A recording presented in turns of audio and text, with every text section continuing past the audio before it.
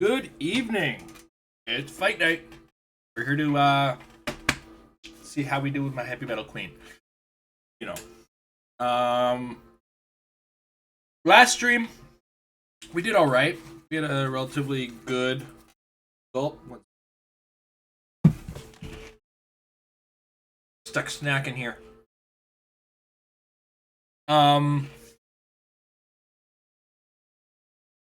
I think we ended up like playing 40 odd games and kind of stayed where we were. Last fight of the night and kicked us down to the 8th. Which is a real shame. But them's the breaks of a fighting game. Some nights you wreck house, and other nights you are the house that's being wrecked. So here we go. In the meantime, we get back to the 7th floor. Keep working at it. Welcome. Nice and crowded up here. Oh. At least so far. I even catch. Oh. I feel like he's a chip. A chip? Probably a chip.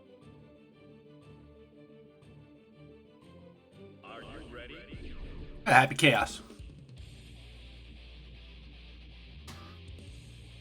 Okay, this guy is up from the 6th floor.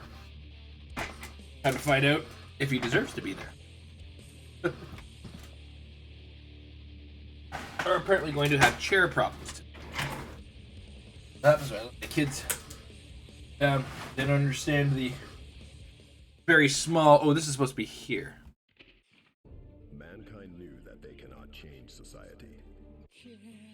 Alright, let's go.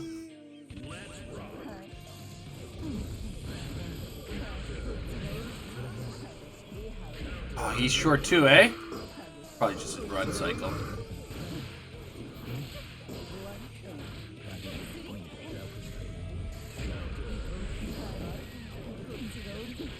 Somebody's not watching his bullets.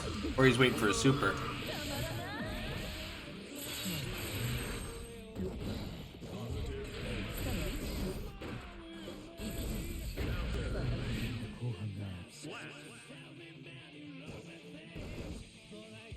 Interesting.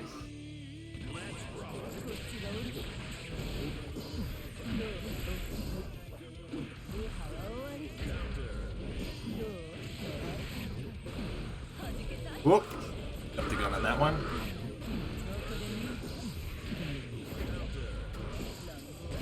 Oh, here we go.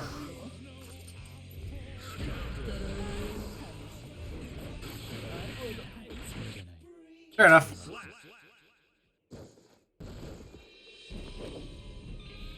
Good start. Start.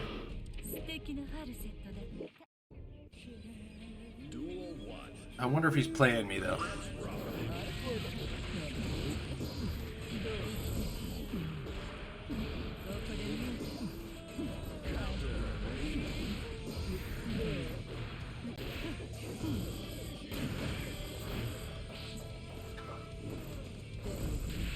Alright, I'm having a little trouble with the fireball today. Oh. Hey. Oh.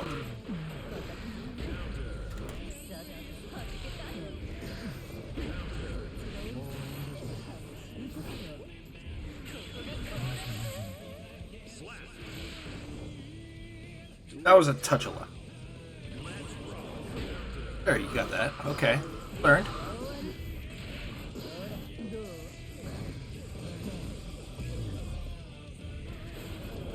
You know what people are complaining about with the reticle? He seems to be missing a lot.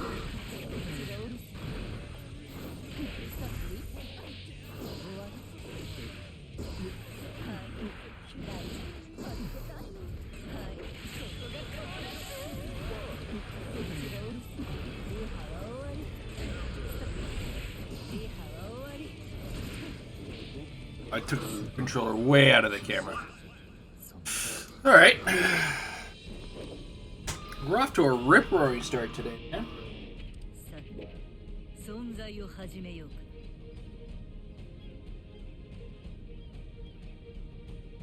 I wonder if this guy's a victim of some of the happy chaos changes I've been saying about, though. Okay, we've had enough. There we go. Just wait. Wait it out.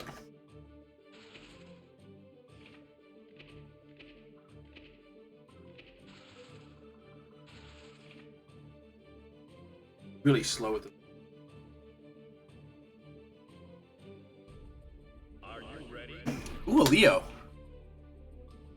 Hey, Slash, not much. Off to a good start so far. Had a Happy Chaos who seemed to be having a bit of a rough time. This is the same player, it looks like, so, and I'm guessing he went from Happy Chaos to his main in Anji.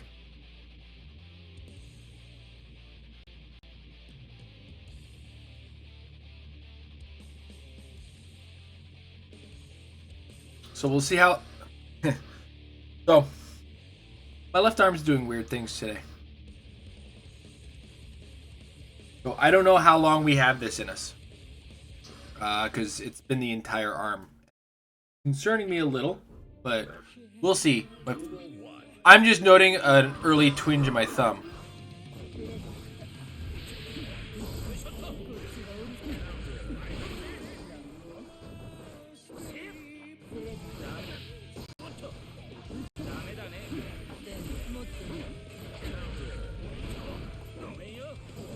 Yeah, it started with a sore arm just before I started yoga today. I don't know, I feel like I got a little fucked up from being stuck working so late yesterday. Because 12 hours just sitting at my desk, aside from like getting the kids from school, probably not the healthiest.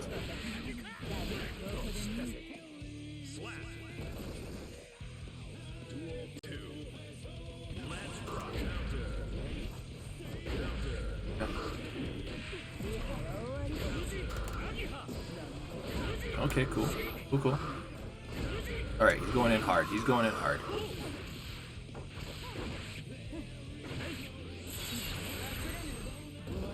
This is gonna be the first round this guy takes for me today.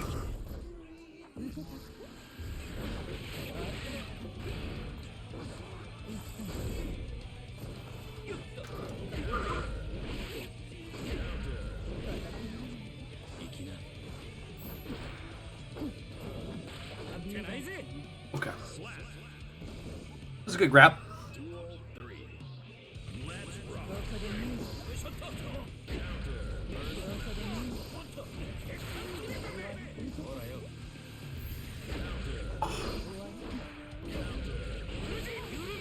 Might be.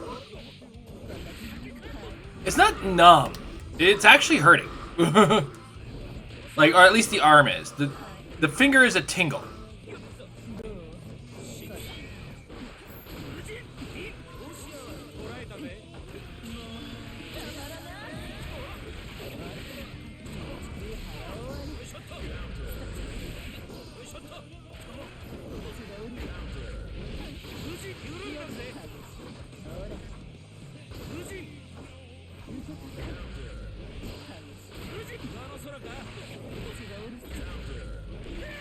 Alright, I'll take the dub.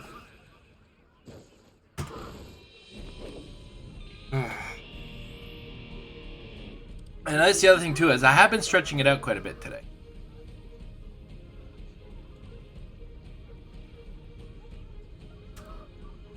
It might be nothing. It's just like observational. I'm wondering if maybe I got a little aggressive on the controller last night with my Bloodborne rages. 'Cause I was not happy with that fucking Celestial Emissary deaths.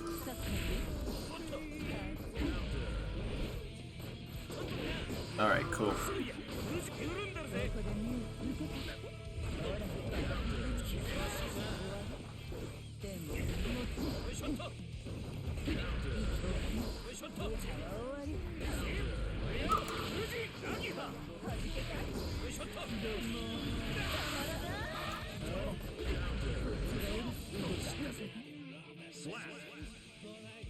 Feels good.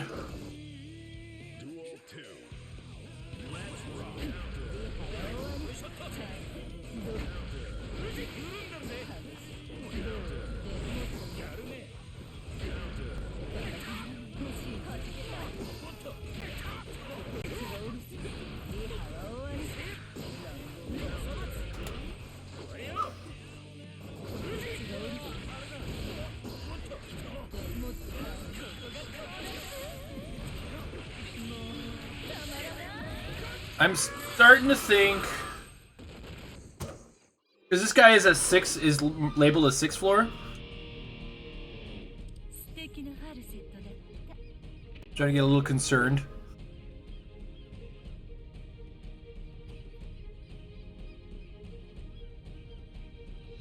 But all my games so far have been against this same player. He started as a Happy Chaos for 2 games, and then he switched to Anji. His Anji was much higher level. His Happy Chaos was 43. His Anji's in the 70s. So I feel like he's an Anji main.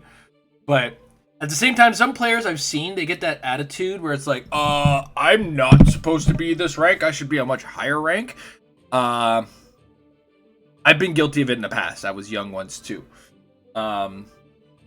And sometimes that mindset can get a little poisonous, and you don't realize that, hey, maybe the game's right sometimes, right? That's why I go with the game ranks, to be honest. But I'm older, wiser than I used to be. I like to think. Definitely older. Anji Day today. Anji does not want to fight Ino today.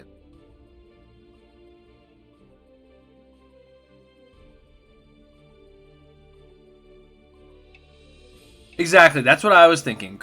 I mean, I feel that's what happens when I run into somebody who's playing on a floor that's not theirs. You know, I've seen.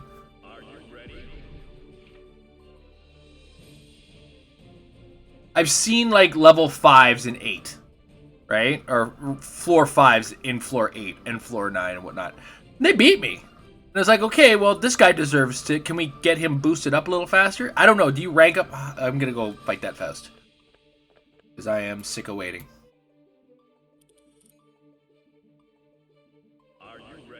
Like, I don't know if their ranking system works harder if you're like a lower level and you beat a guy who's at a higher floor. I hope so, because, you know, if you're doing it, then you deserve it.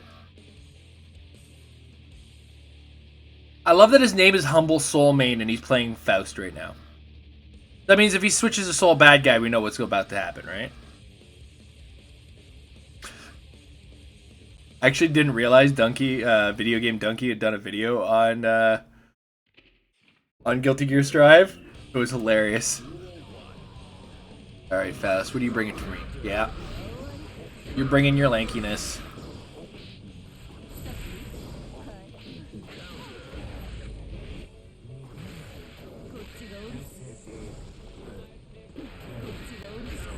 Okay, yeah.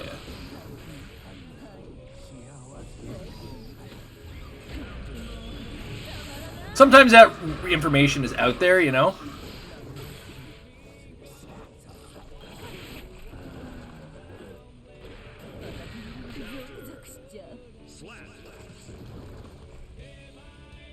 I hesitated in the middle of that reading chat, my bad. Oof, okay. Oh!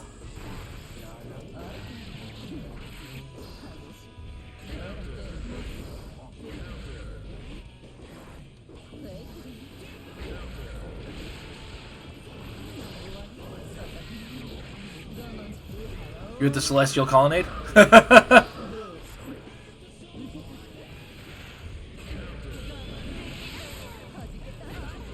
Damn, I am throwing hard against this Faust today.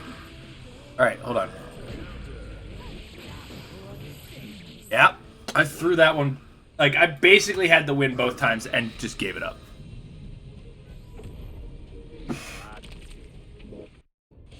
Try this again. You're on 10? Nice. I have faith you'll be Celestial by the end of the year. If not, like, next week.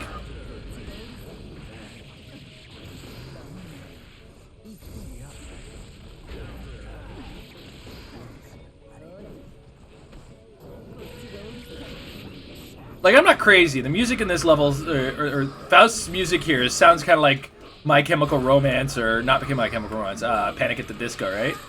Damn it! I've been on 10 for a long time, eh? How am I still alive?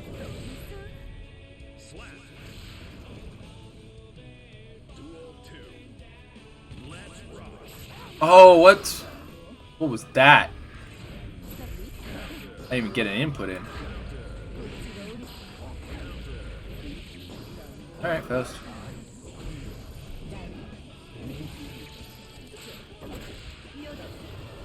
Damn it.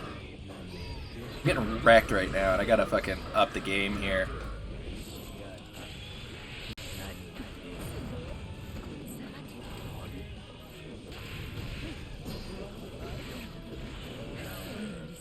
Yep.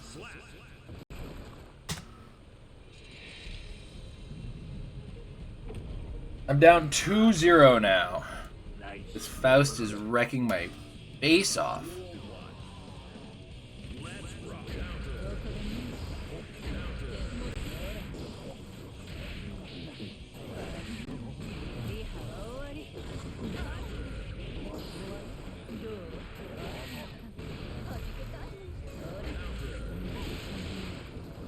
See, I went in too soft.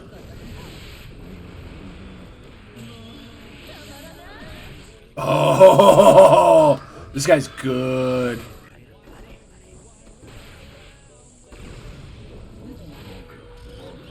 Really? Wow, I'm losing all of these weird priorities. Or timings.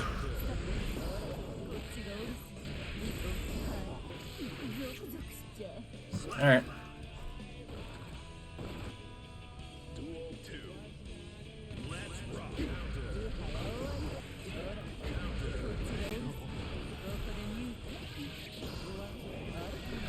Yeah, he's also hitting them at the exact right time.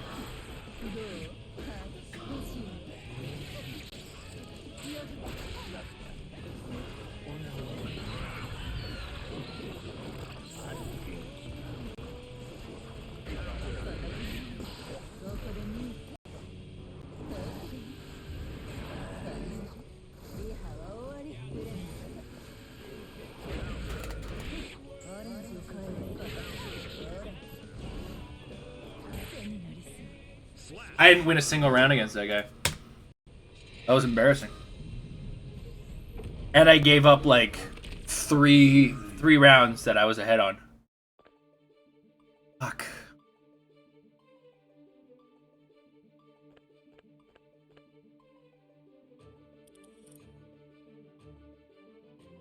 Step away from that guy for a minute.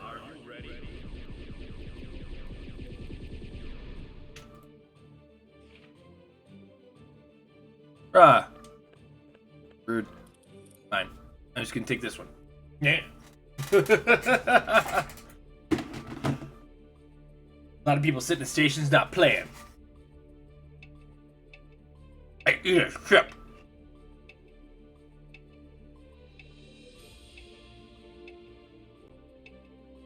I love how I make a Death Note joke and all of a sudden the timer goes off. They love that weeb shit apparently.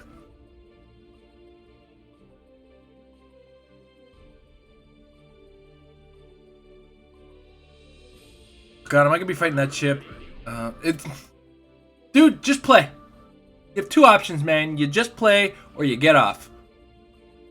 Twice, the same guy, too.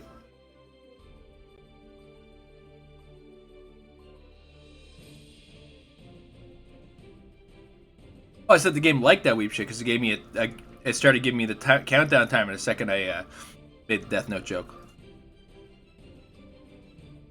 They're like, "Oh, you like that?" Maybe.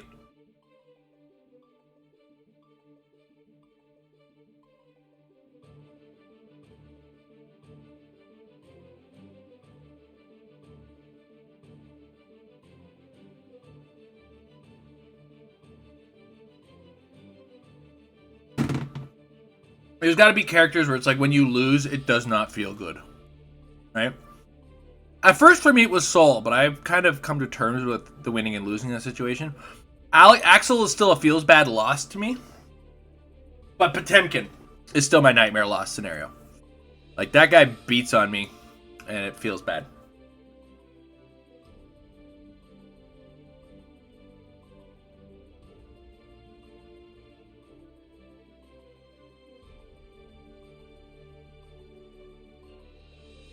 And sometimes happy chaoses feel a little rough.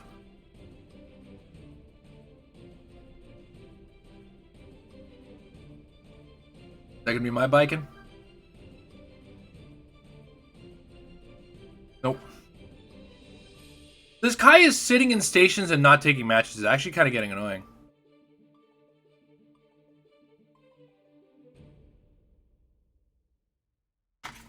Yeah, it doesn't also help that I play a character who does like minuscule amounts of damage to Potemkins. It's such a slog to get his health bar down for me.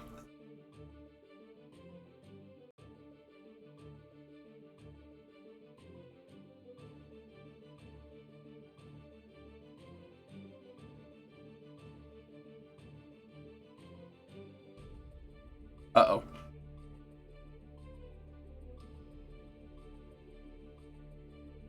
Yeah. It's just that when Happy Chaos does win, it's just like it hurts.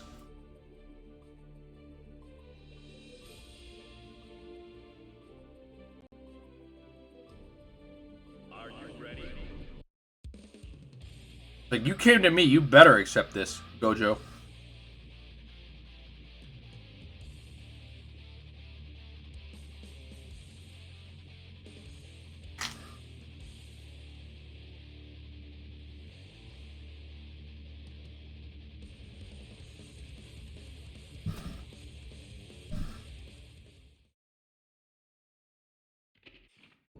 Mankind. Duel 1. Huh? Let's rock. Eh?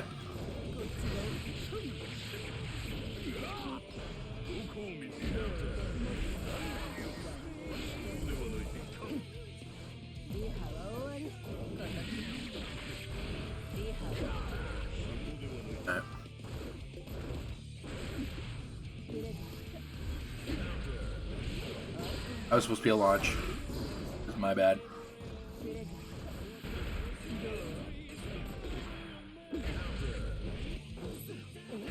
What? That instinct to press forward has got to go away.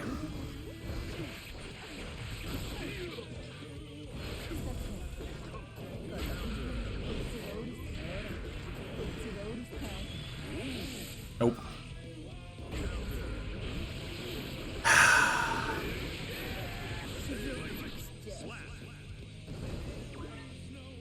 Duel 2. Let's rock. Really?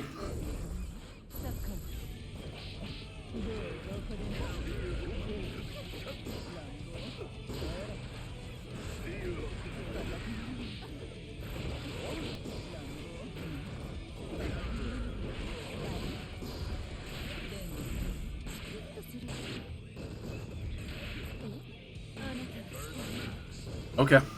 2 in a row is fine.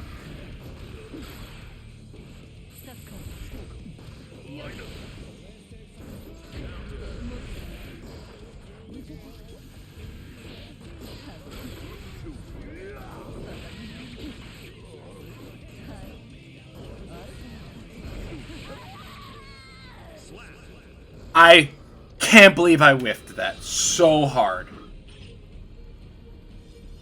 That was brutal. I whiffed that so... I stood and stared at him for a good solid second. Coming at me high now. Ah, he's winning the chess game here.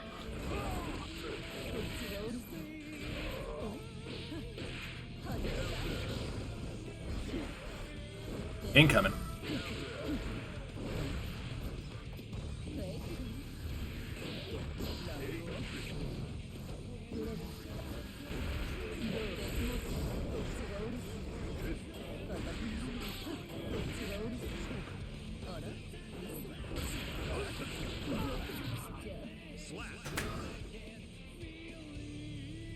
Gotta let go of the arrows.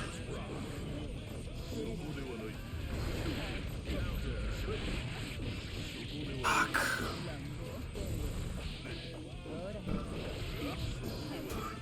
I mean, he was ducking, so it wouldn't have done anything, but still.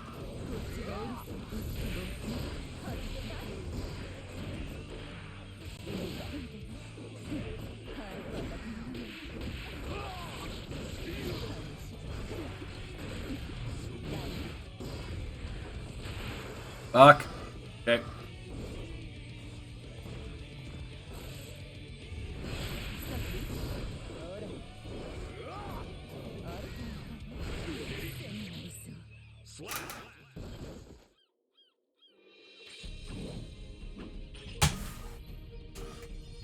I think we're seeing sixth floor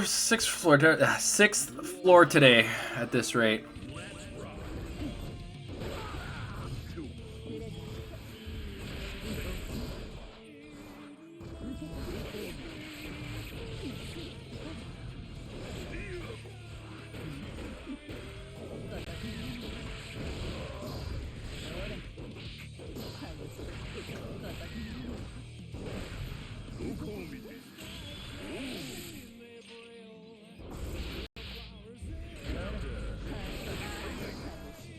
The delayed dash was the right move. Damn it. Touch short on that one. I'll be right there, kiddo.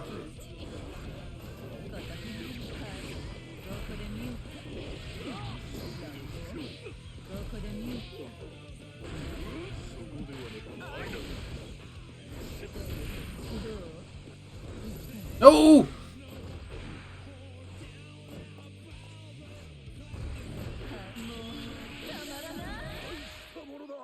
Have a good night, kiddo. In the morning. Love you too.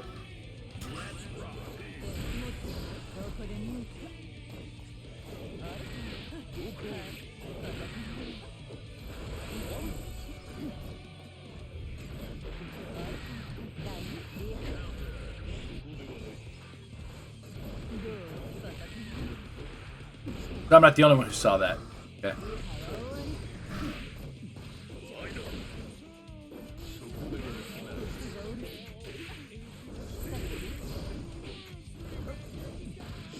No, I did that!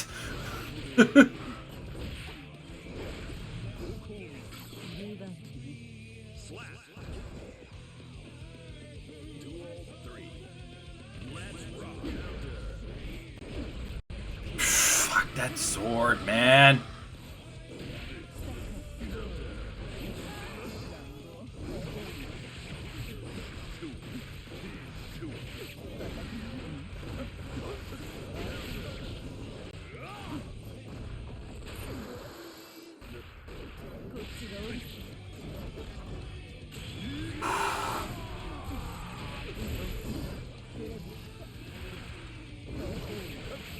No! Oh, come on!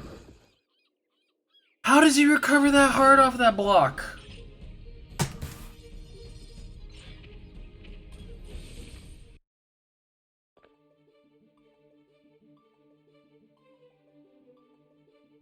Alright, let's just secure it. Oh, he walked away from me. Wow.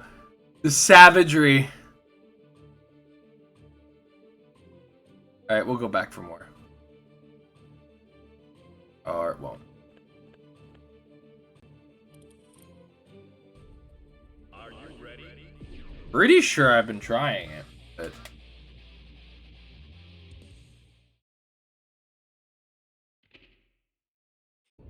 Was Burst the one... A second.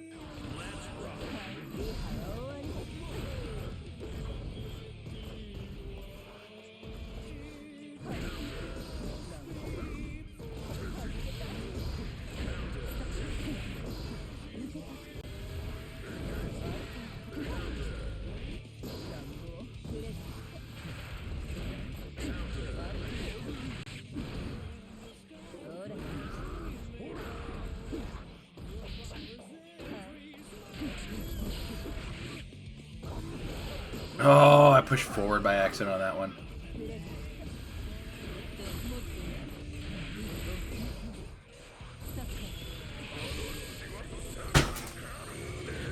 Really? That's where he's frame perfect?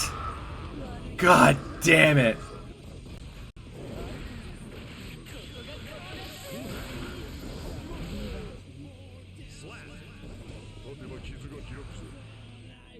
God damn.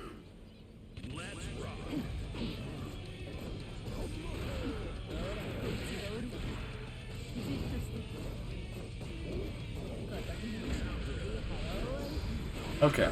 Then I have been doing my bursts wrong. And every time I do it, it's by accident.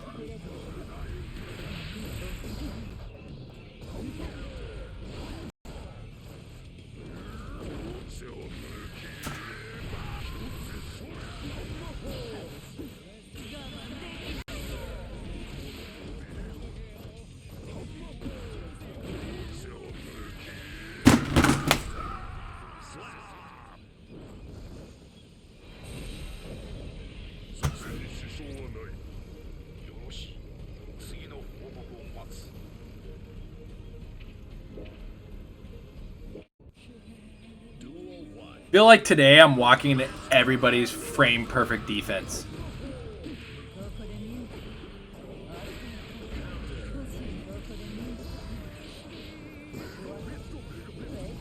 And like most of it feels like an accident.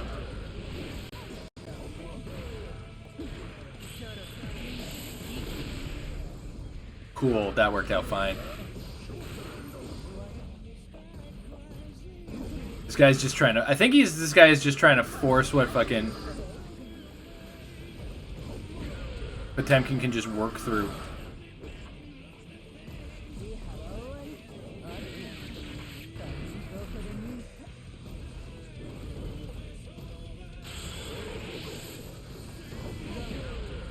Yeah, he burst through it. Okay, fine.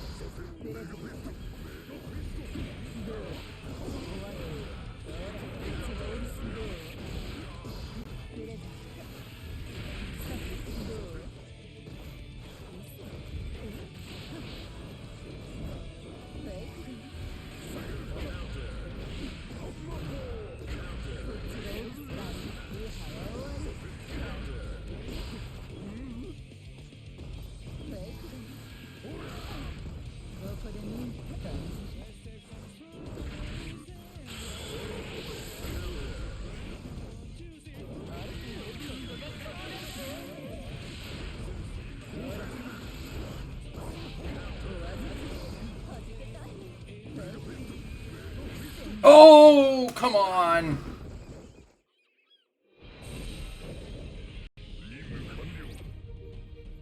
I don't deserve the 7th floor. That's it. I just don't deserve... I've deserved to be on 6 today. Like...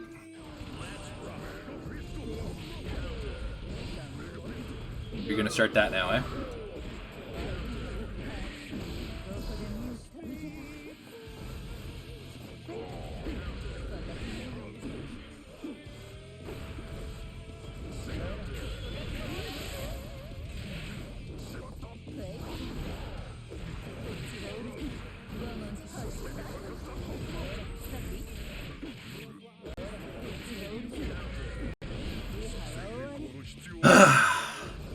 There we go.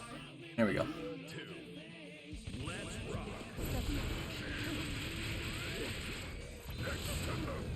I kind of deserve that because I went for my Nago work through. Let's not get too jumpy about one round here. He's pissed now.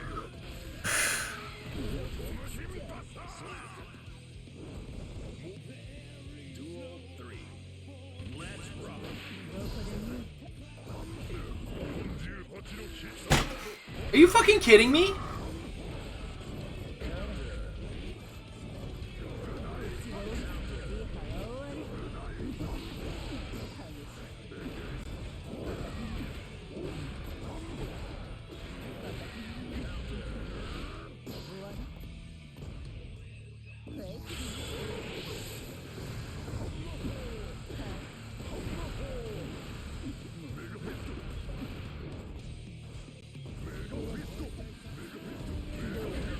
Ah!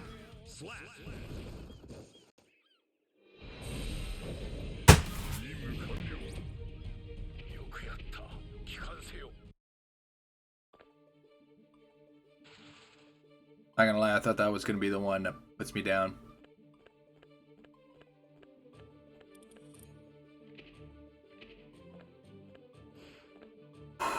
Man, we're not having a good run right now. Apparently their network isn't either.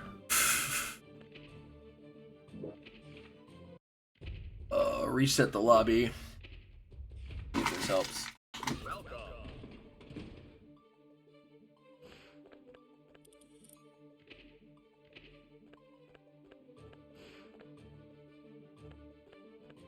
Yeah, my only wins are against sixes today. I've lost 8 games. 8 full, like, 2 out of 3s.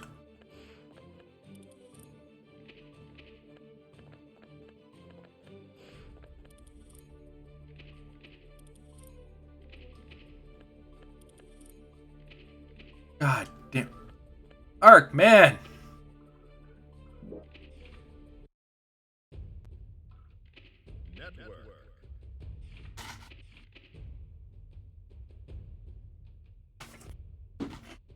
Fix your damn lobbies!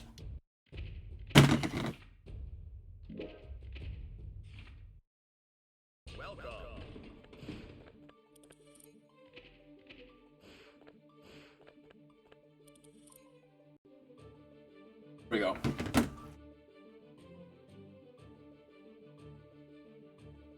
Like, half the lobby is unusable half the time.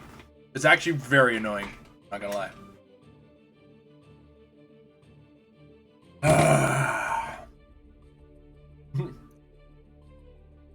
Like, it gives you time to kind of see the, like, get off some of the frustration. At the same time, I would rather just, like, be pummeled for a period of time.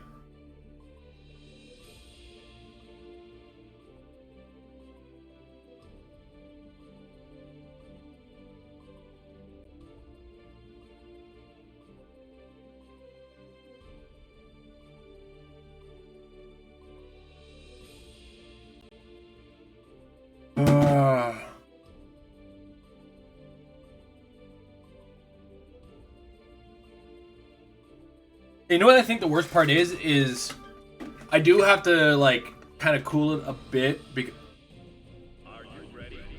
Great. Chip. Chip is the other one I hate losing to. And it's, again, it's not because I can't win against a Chip. It's that when they win, it's fucking stupid.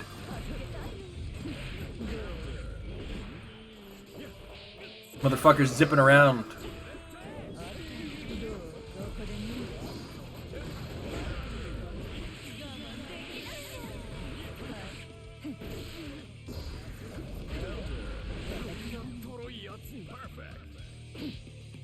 What? See what I mean? Like, I can beat him. It's not the problem. Is that when I lose to him, it's like, what the fuck just happened? I didn't even get to fucking do anything.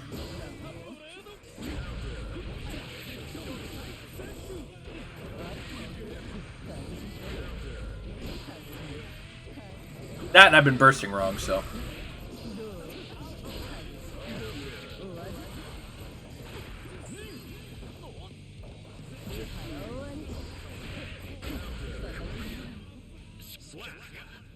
When I learn how to burst, it works.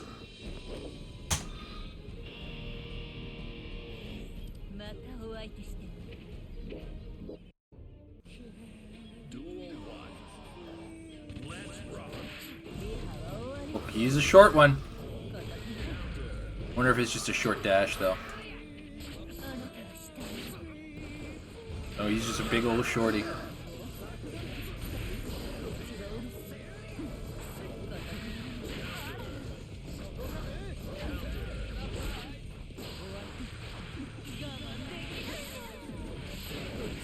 Why did you just give up the block, bro? I think he was trying to find that flame.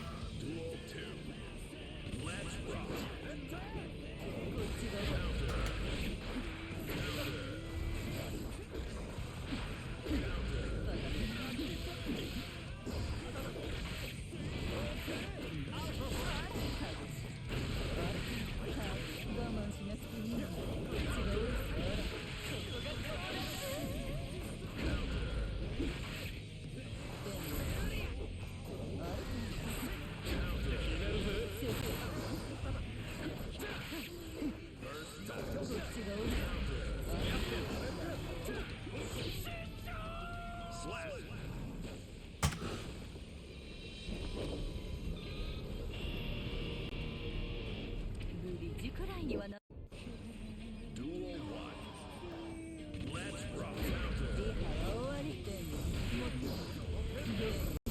What, me going for the low kick?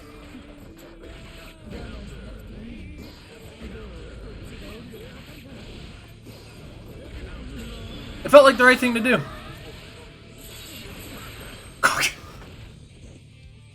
Duel 2. Let's rock. Like, I feel kind of bad for him.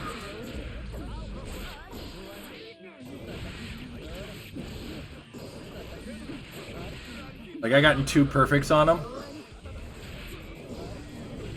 But he's chipped, so fuck it.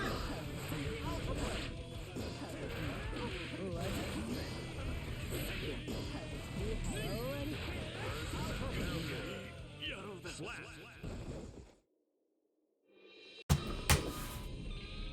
I mean, he's really... This poor chip really fixed my daily record. Like, question is he coming back for more? How many people who build themselves short avatars are actually kids, is my question.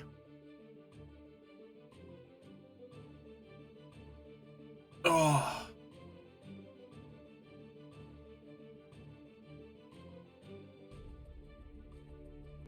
Literally a gnat fly when you kill him. Yeah, okay.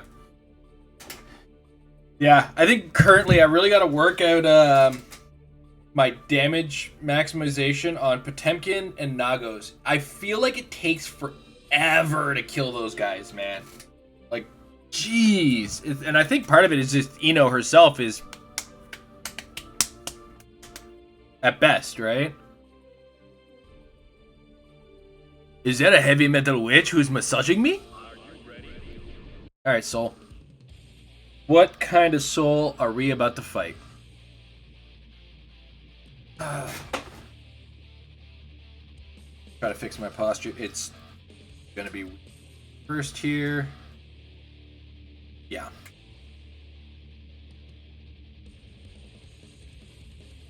That feels a little better.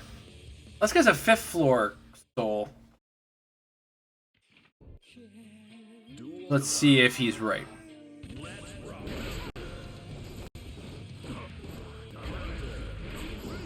Definitely aggressive.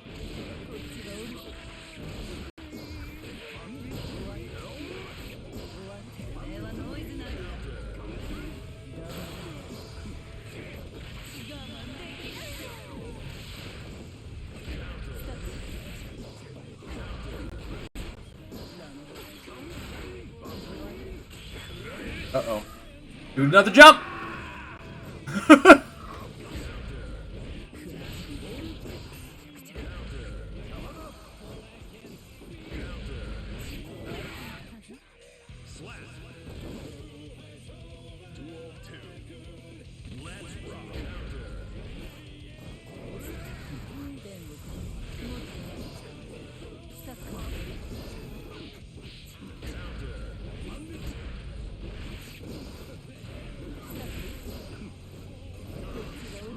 I think I caught him blocking once. No, he's not blocking right now.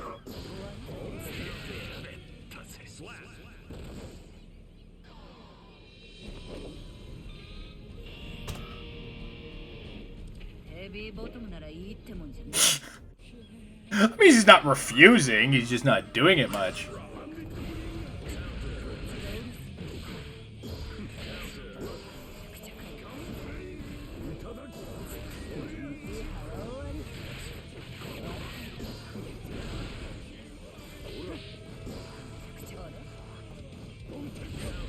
Oh, try to get fancy with him.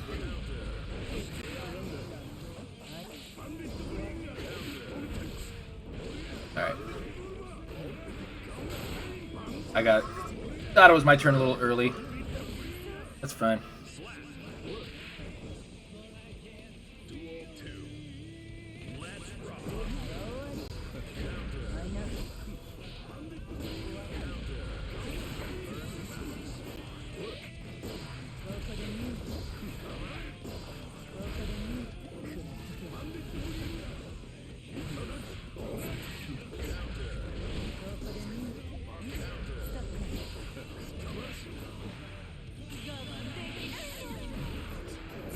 The one time he blocks, eh?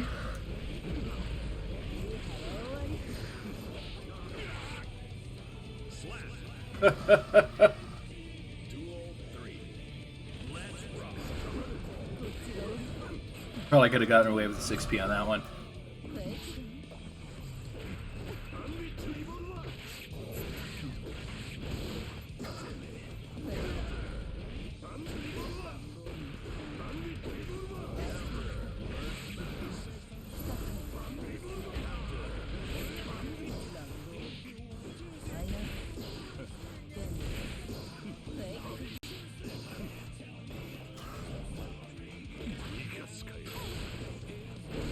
Nope, couldn't get a wake up super.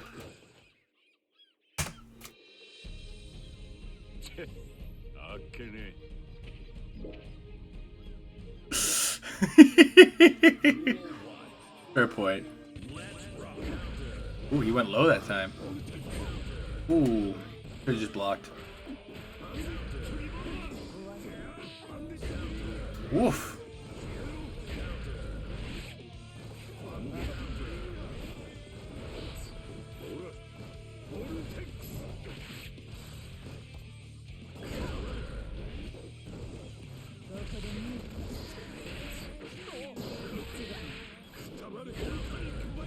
I hit a button. Jump again, jump again! Oh, come on! Duel 2. Let's rock.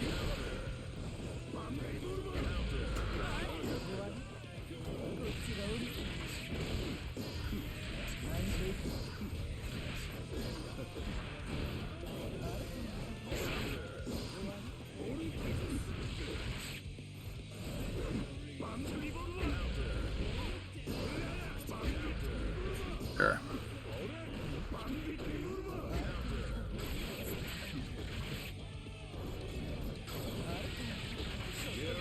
Gotcha. No!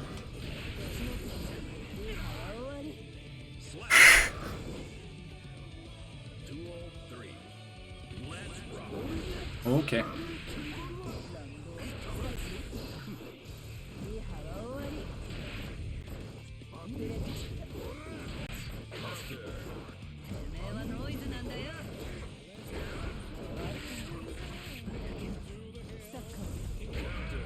That was weird.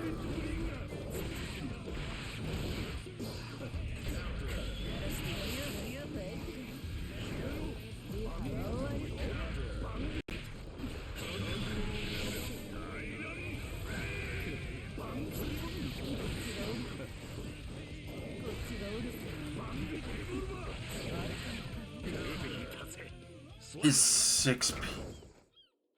Wait, it dashes. Hold on. Well, I was more weirded out by the fact that I did a full-blown like dash attack while he was dashing forward, and it didn't do any damage to him. So his 6P goes that far and that long?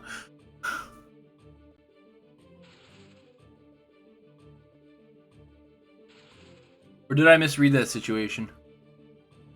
Maybe. There's somebody's jumping in on this one anyway. I felt the rumble in my controller. Oh god. The 6P beat the move. Yeah, okay. And I was wondering why during his dash, while I was connecting with him, it wasn't, because like I was connecting with him for a good solid like second. Uh-oh, here we go.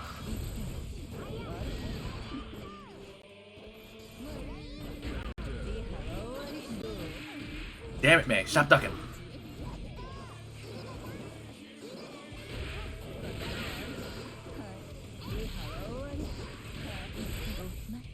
Lag.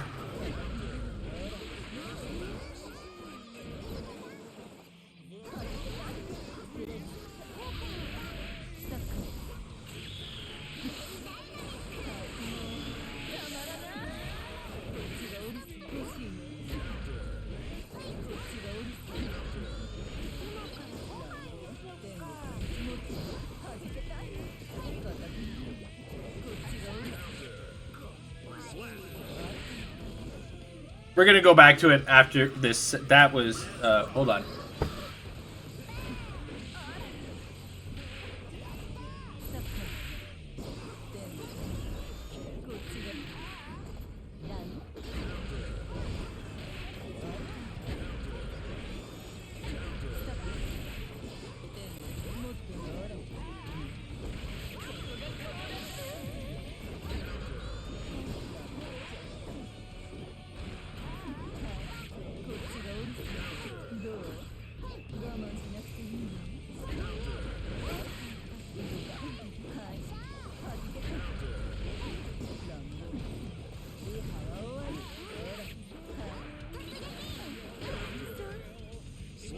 Oh my god, I'm fighting against a 14 baud modem. It's Quake all over again.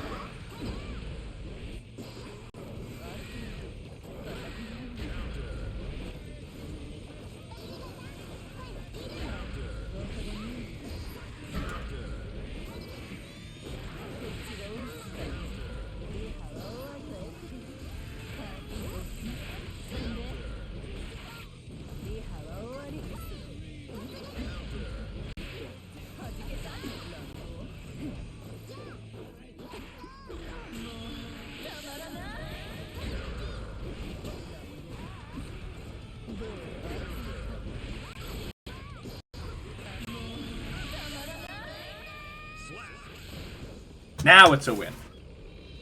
Oh, that times I accidentally upped the button a bit.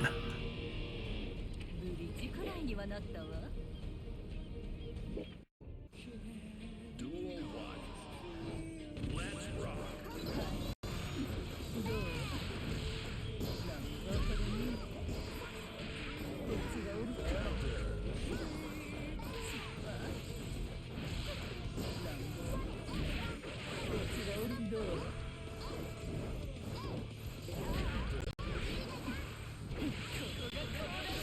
Caught her.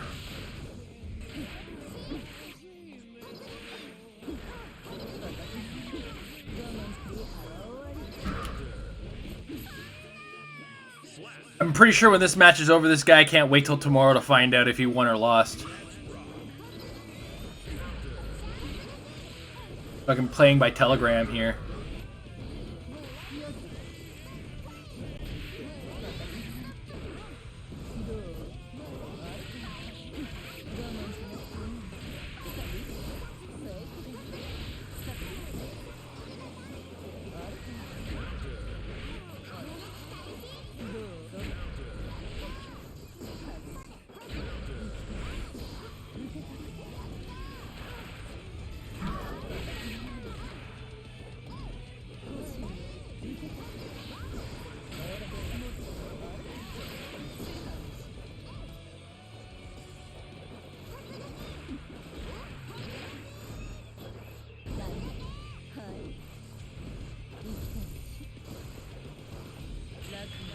Here.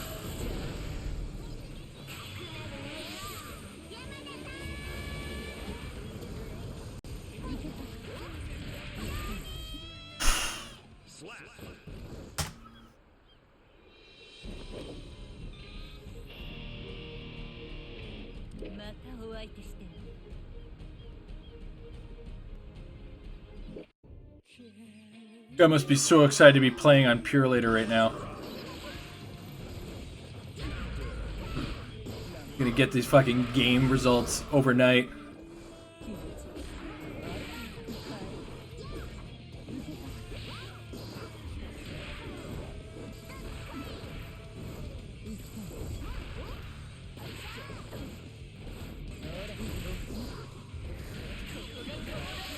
I'll take that.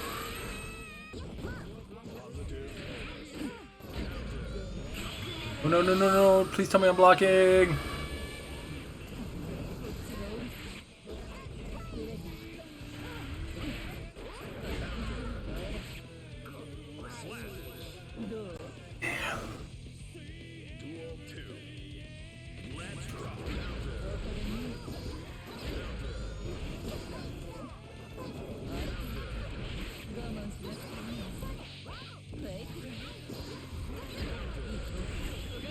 Oh, I missed.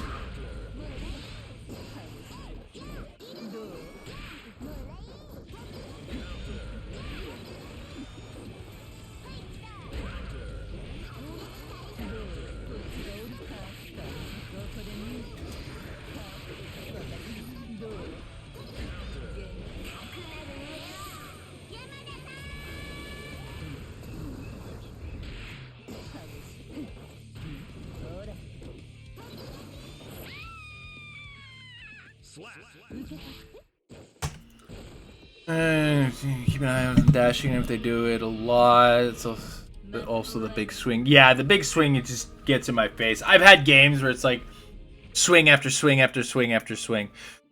I'm sure that guy's gonna be disappointed with his results when he gets them in 2 to 3 days. Oh, he wants to go for more, does he? Or do they? Whatever, whoever it is. Sure.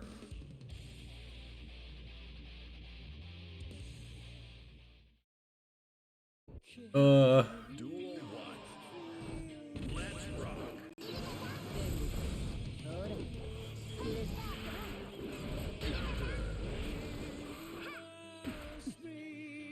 Oh my god.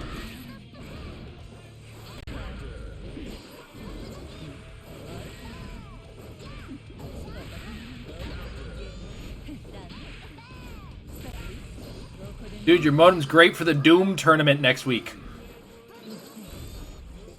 Make sure you have the Wingo installed on your computer. And at least 200 kilobytes of RAM. Jeez.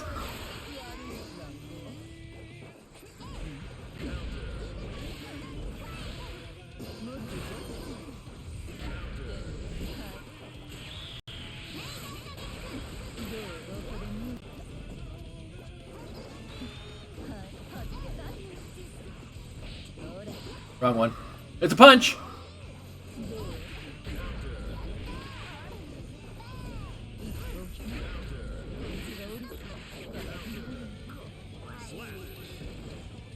I've been watching for them. It's not as many as I would like it to be. But now that you've said it, he's gonna constantly do it. Okay, cool. Or they. Always make that assumption on fighting games, and really it's a bad assumption to make in 2021.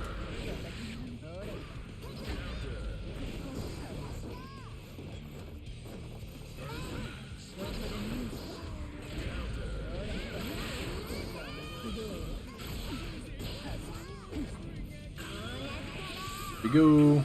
Big whales.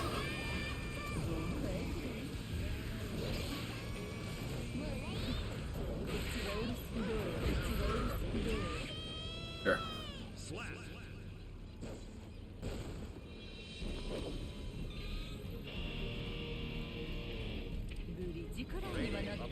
Yes.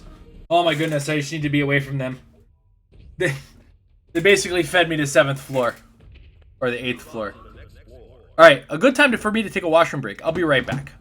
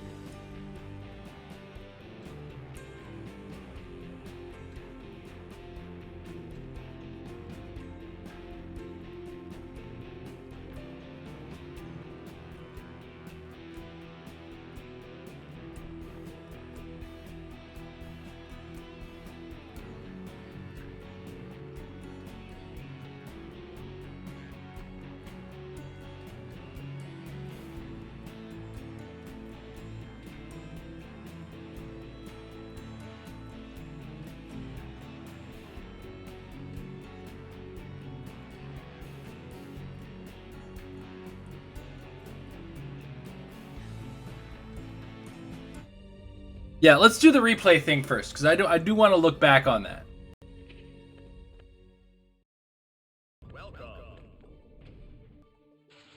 Oh man, and of course it's the one time the lobby's actually grrr. One time the lobby is bumping. I hope it didn't get buried. Which the PS5 is letting me keep.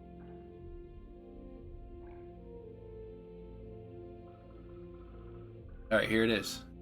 Which one was it, the third round? The third game that happened?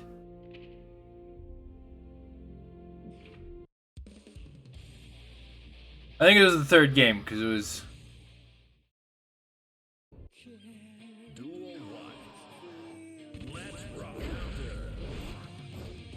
No.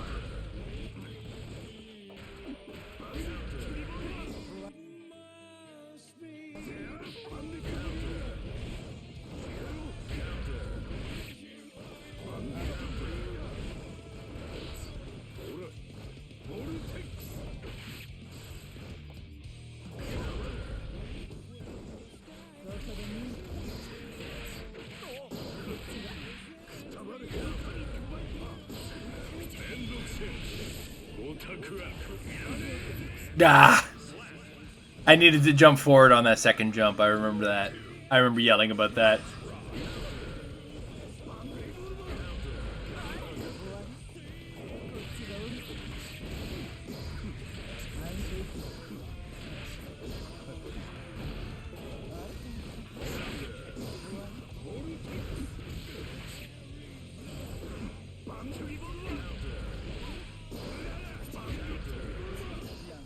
Yeah, I don't think I win this one.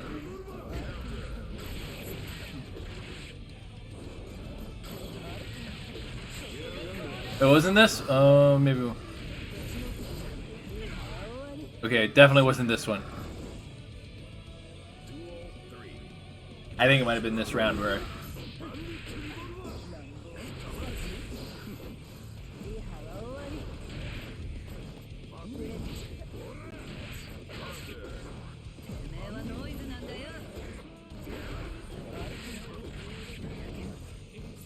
Okay, here it comes. Here it comes. Here it comes.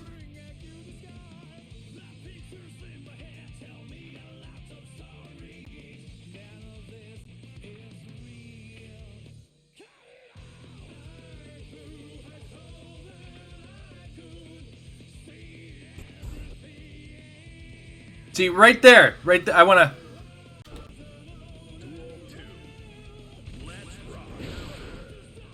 Okay.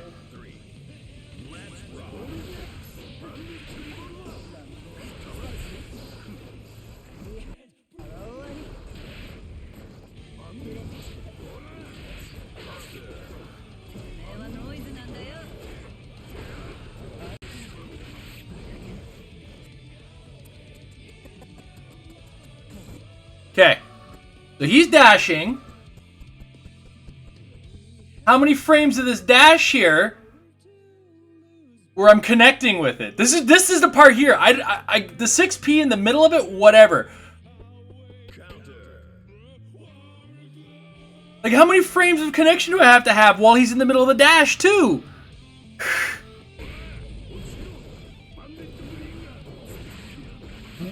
Exact that! You see? So, we'll go back. We'll run it back one more time.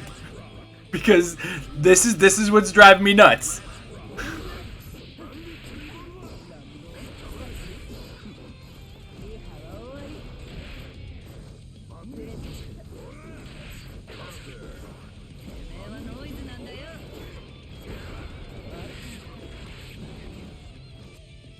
So.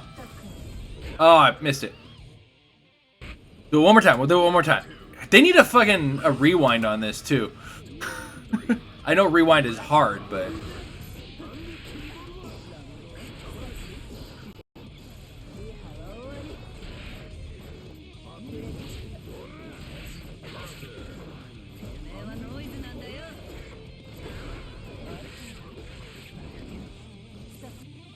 Okay. So it's frame by frame here. So here, 1, 2, 3. We're colliding. 4, 5, 6, 7, 8, 9, 10, 11, 12. And now the animation for the 6P is starting. What is that? Anyway. It was that early part of the dash, and what bothered me about the dash is the fact that I was actually colliding, and both of us stopped making forward momentum while we were colliding. So the collision models were touching. He was making a non-offensive move. I was taking a non-offensive move. So during the dash is what bothered me. The 6P, whatever. Right? But it's the fact that he shouldn't have gotten the 6P on the fact that I was hitting him while he was dashing. And that is some weird-ass dash iframes if that's the case. Like, I want them iframes.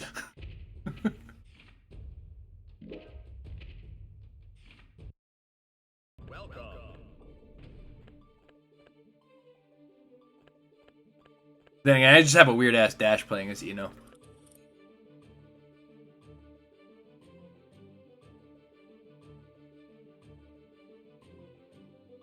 Like, just low to the ground, and then there is being...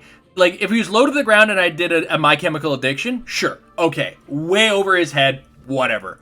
Like, fucking 7 out of 8 characters in this game, I fly right over. But, like... And that's what I mean, is the animation for my attack, like, the energy on it is hitting him. I'm colliding with the model. We both stop. Right? Both stop forward momentum. We are touching.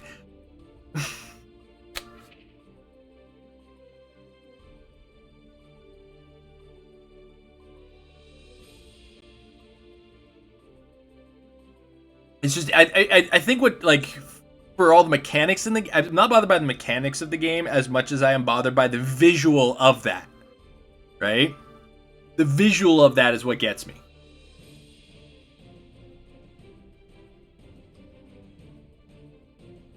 Remember, I'm in the field too. It's why it's... Ah!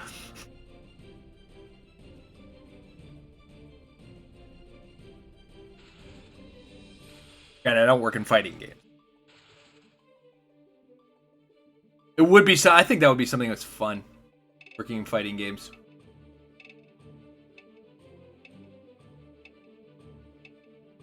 Because fighting games are make the character animate, make the character move. Now let's get, like, it is so finicky and, like, just do every little bit to the same thing for a long period of time.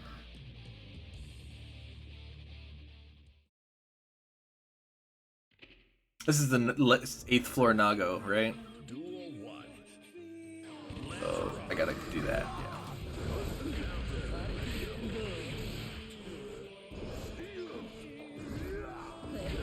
Nope. Fireball is just so damn slow. Every fireball I've ever thrown at a Nago has only gotten me sliced. Like that one. Alright.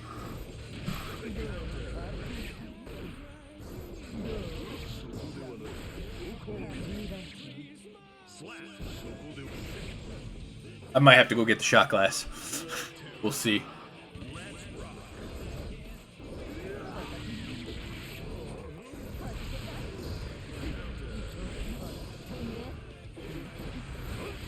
Okay, it's 5. Oh my god. Okay.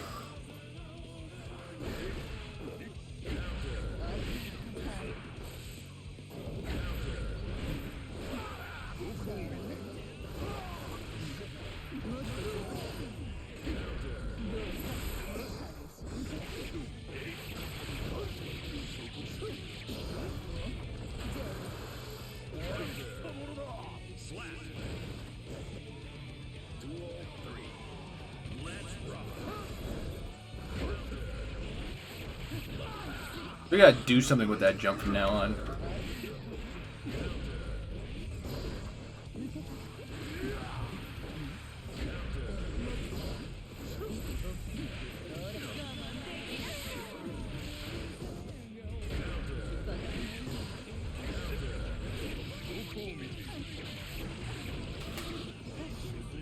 No! You don't have that kind of space with Nago, Jason.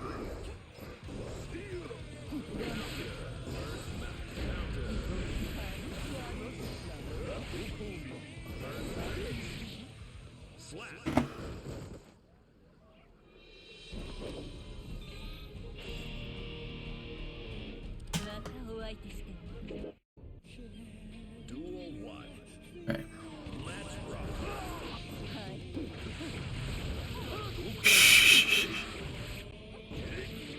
Gotcha. Okay. He didn't like that. He didn't like that.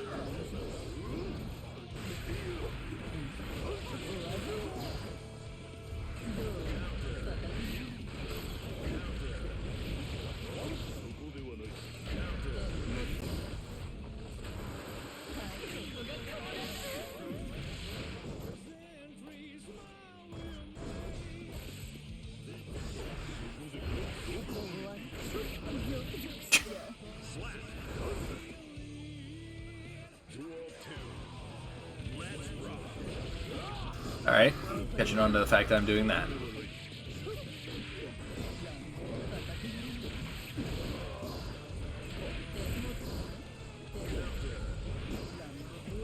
Oh, right, thank you.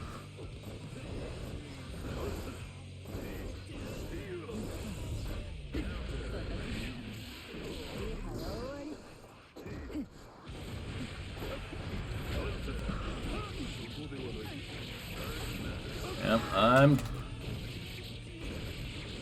I tried it too late. I tried it too late. I tried it too late.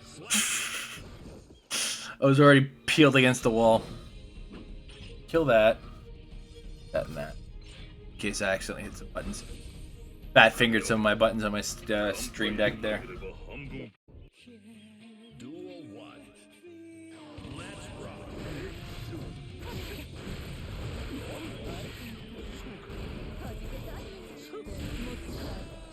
Oh, almost tried to fireball.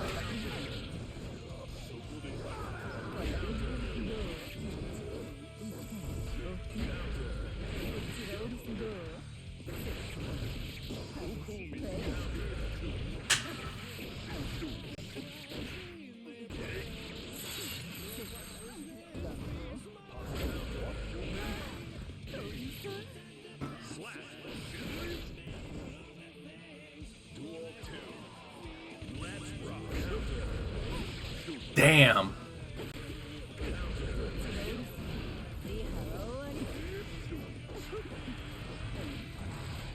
Damn.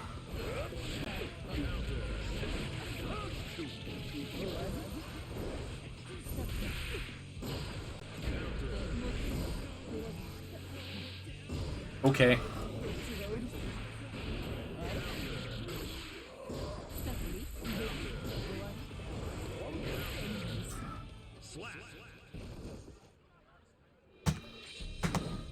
We've lost 2 rounds to this guy, haven't we? Yeah.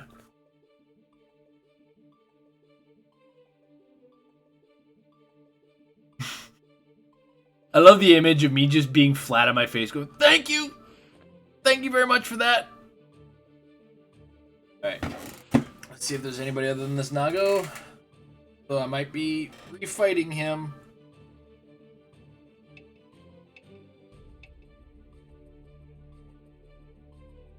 Yeah, I lost twice. I came into this floor with 9 losses. At one point I was 9 and 9.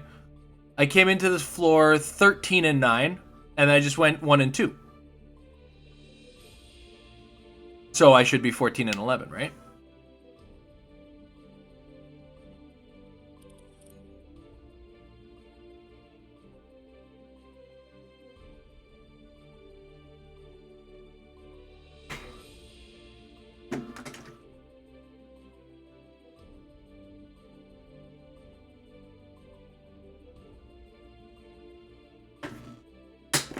Oh, what do we got? What do we got? It's gonna be May.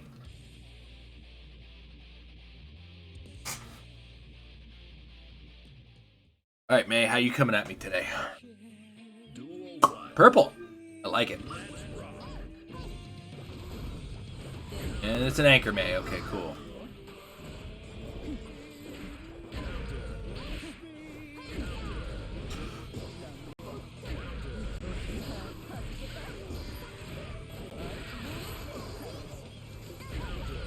Oh.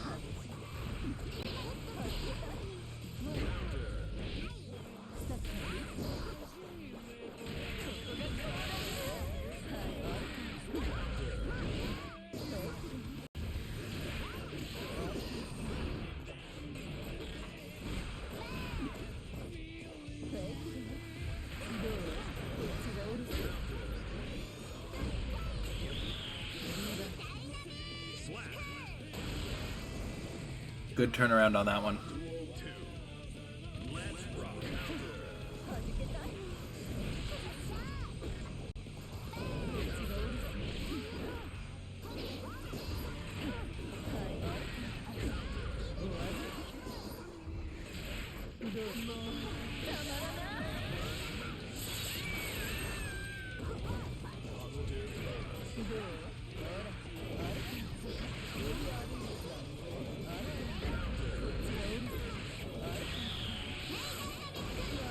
Ooh.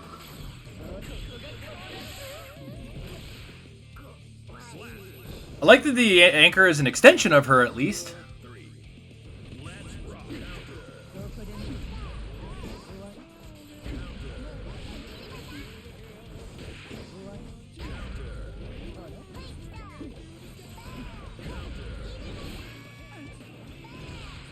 Damn, damn, damn, damn, damn, damn, damn, damn.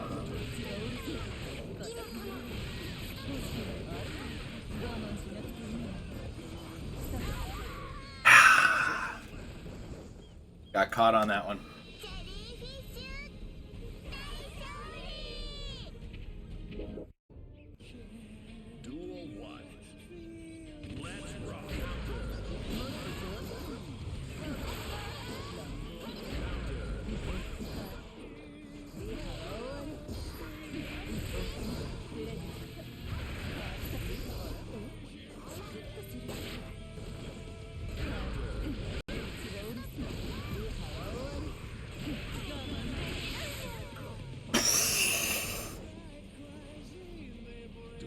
She put me in a mood.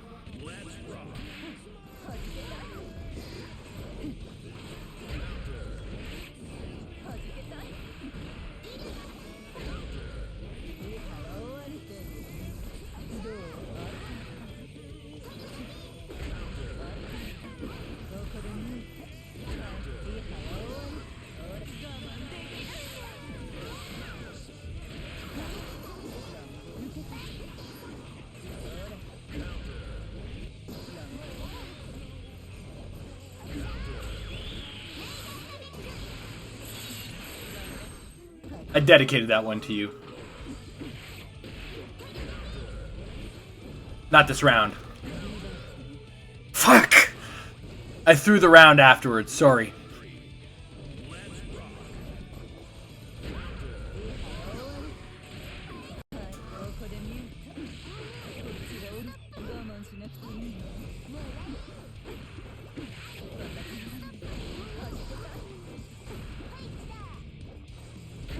Oh, I missed it.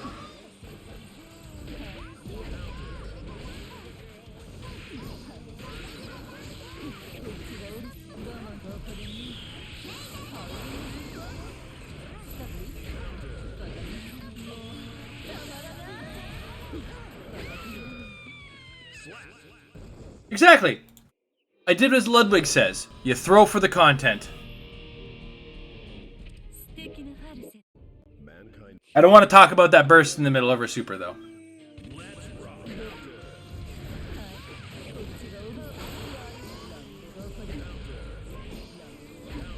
Oof.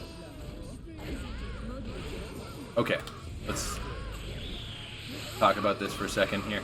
Come on, come on. We can talk about this. Hey, Angry Corgi, how are you doing today?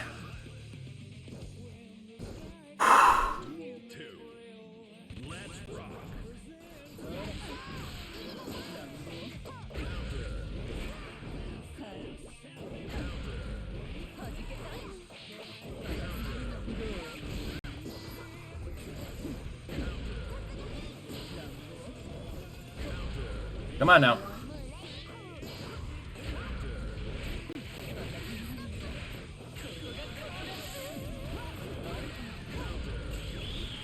Damn! So good with that whale timing. I'm doing alright. I'm doing alright.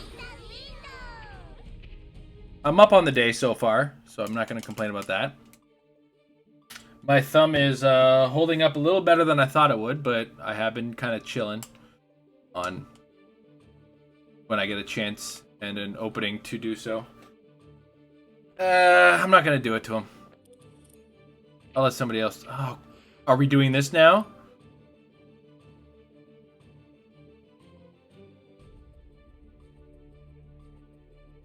Yeah, I'm giving myself good space. Putting the controller down when I can.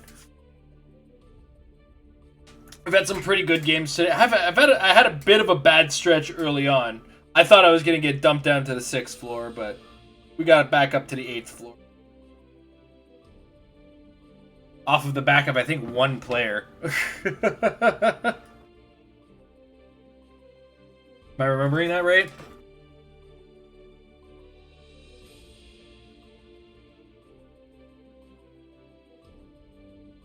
Oh yeah, it was the laggy May. That's what it was. It was the May that we made snail mail jokes about. That was the one that I was able to bounce off of. Little do they know, I was born in the lag. Like, I come from the days of online Doom, classic Doom, not like Doom and Doom Eternal. No. Classic Doom. Where, like, the guy with the 56K modem, that was the guy that had the power modem. That guy was zipping around the map. Us with our 26.6K, or 20, yeah, 24 baud modems, kind of holding it together, complaining about the guy on the 14.4 who's lagging the whole fucking game. Losing a game because our mom had to make a phone call. Like it had to, was it your grandfather? Are you ready? Oh boy. Get the other AOL card. Card? Bro, those were CDs. Or discs. Alright. What are you doing, Potemkin? You're gonna let me do that. Okay, cool. Oh, okay, right. Forgot about that. That's the one with the super armor.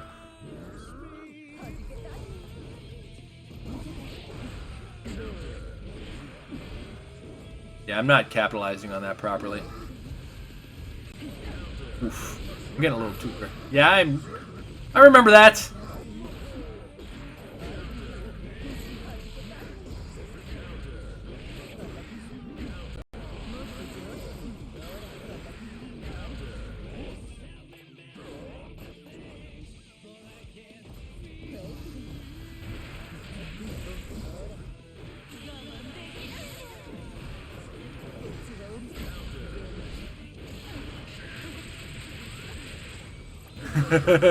All right. Have a good night. Thanks for stopping by, and thanks for the compliment there, Angie Corgi. Appreciate it. Okay, cool.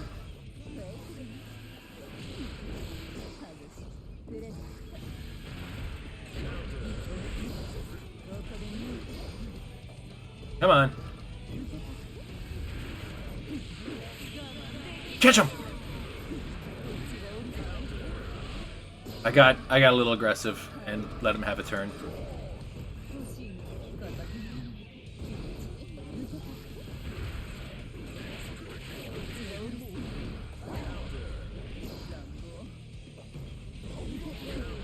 Damn.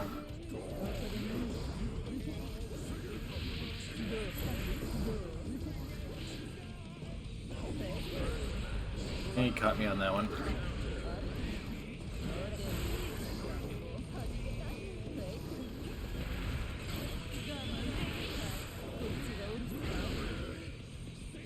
Is that mine? That's mine. Okay.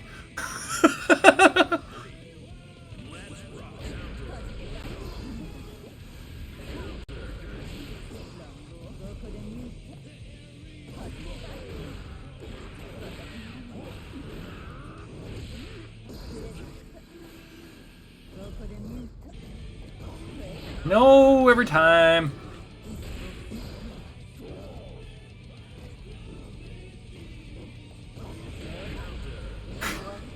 What was I thinking there?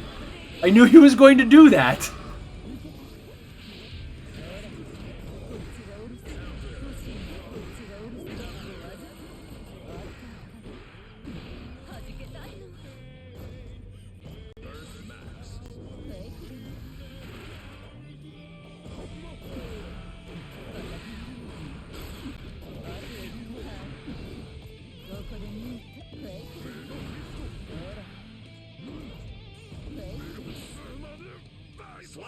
Take the dub. Very. The second I got patient is a second I realized, oh, he's just waiting. He's just waiting for something.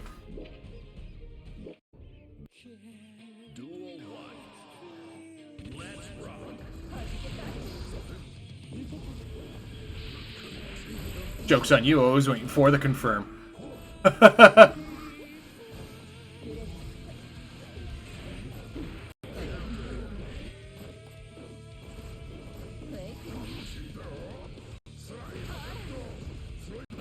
Ooh.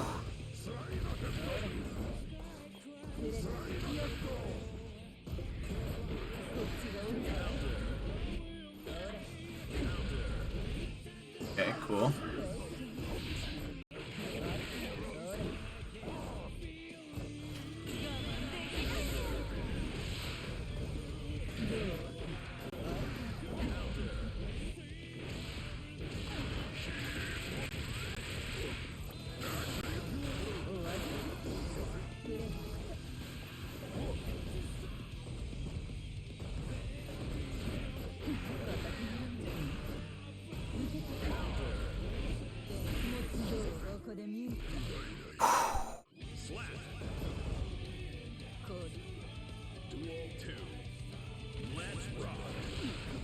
I don't know why I didn't do my usual. A little late on the dash, but whatever.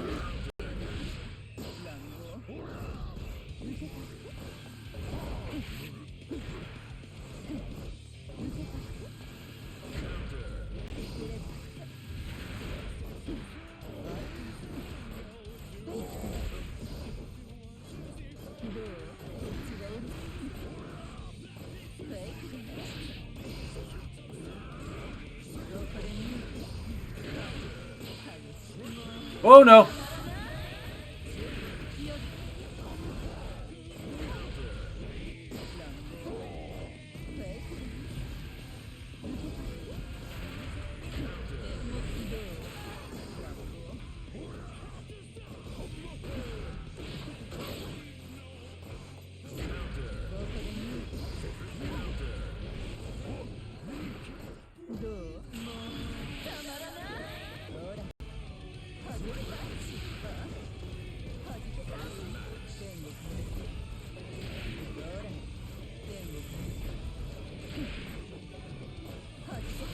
He's had a few opportunities to punish me, and that he hasn't. Oh, like that. That's the. He got me on that one. I shouldn't have talked shit. He shouldn't have talked shit. That's what I get. I was all like, he's not punishing me. Why isn't he punishing me?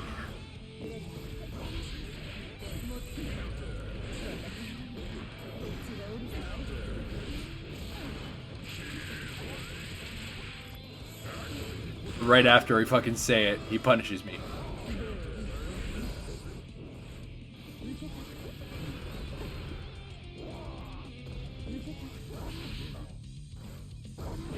Okay.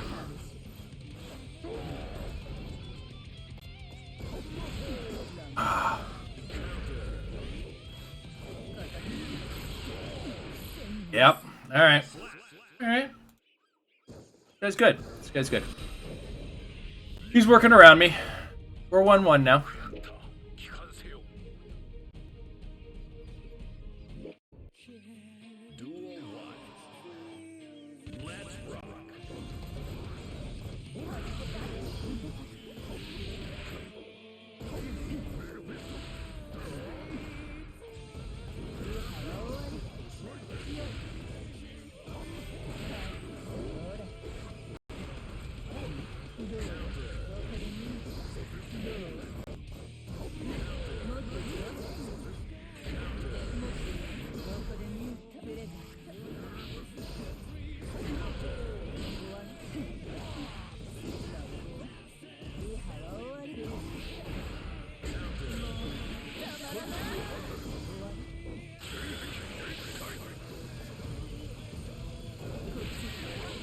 Oh, the back of it caught me.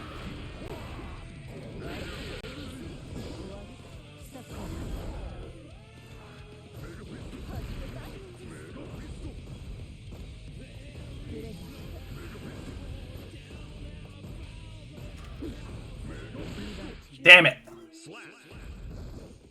Try to do a counter super.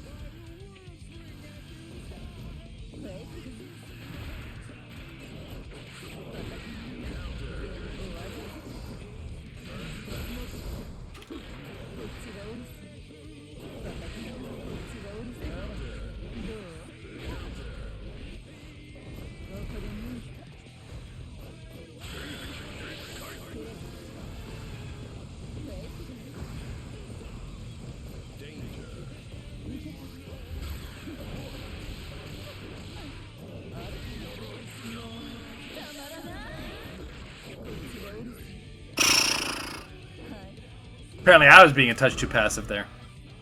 According to the game.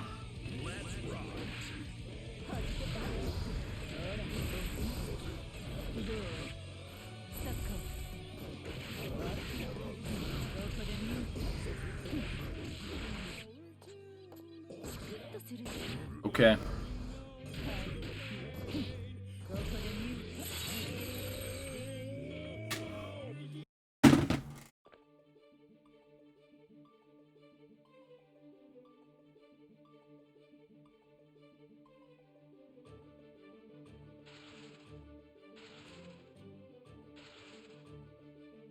I'm so mad right now.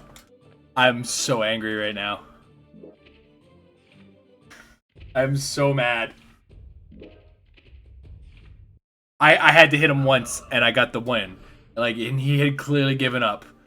Like, and that's...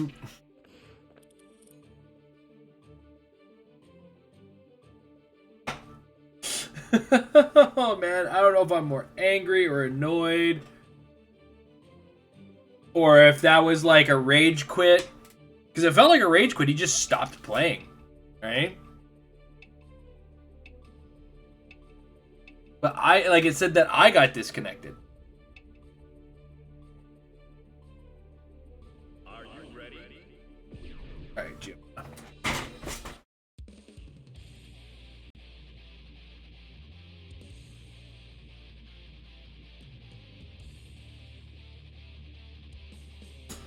It was really weird.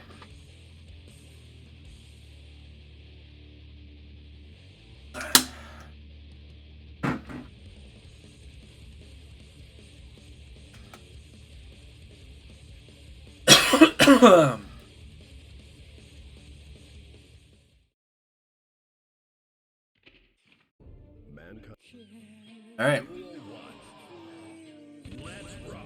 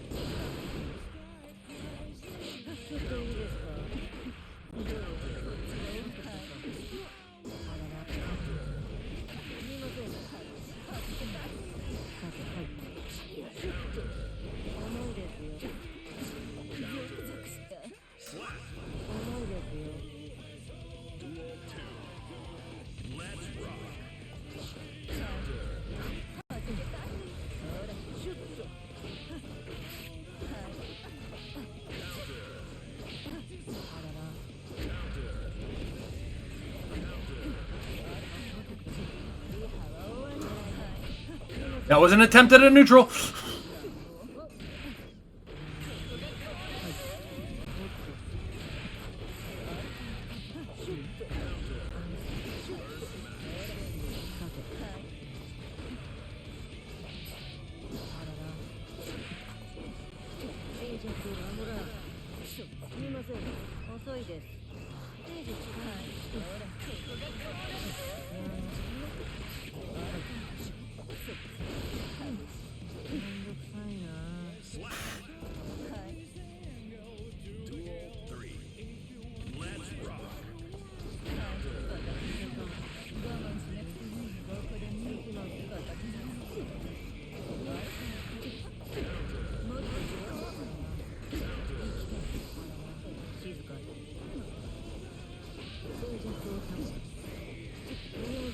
Oh my god. Mix each other up in the corner there.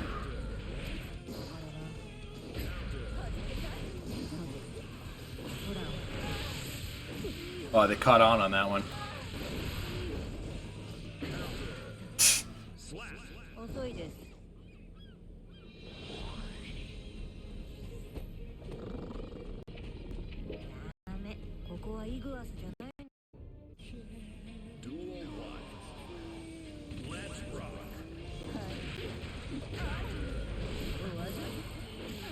That was such a bad burst.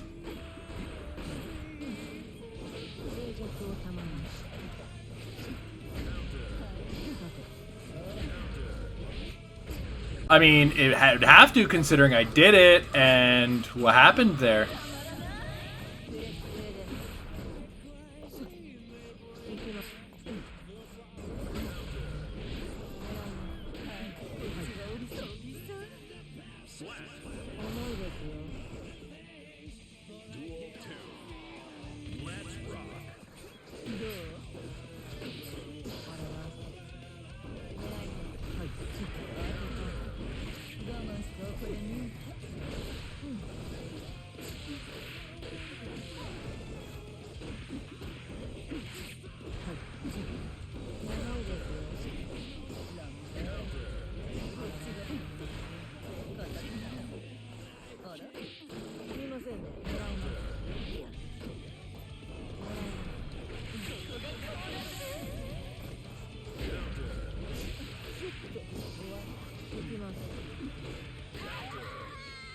Doesn't help that I keep missing my 6Ps. That's not doing me any good.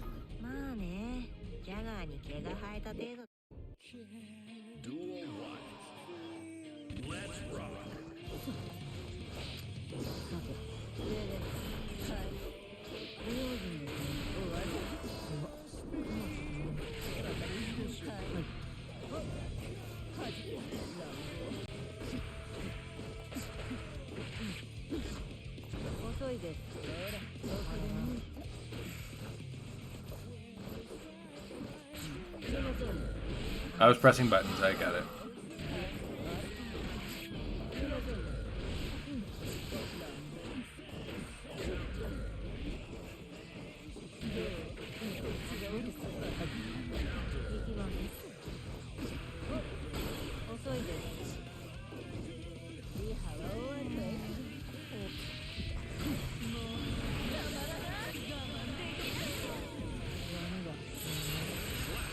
Pet your dog in the middle of a fight, will ya?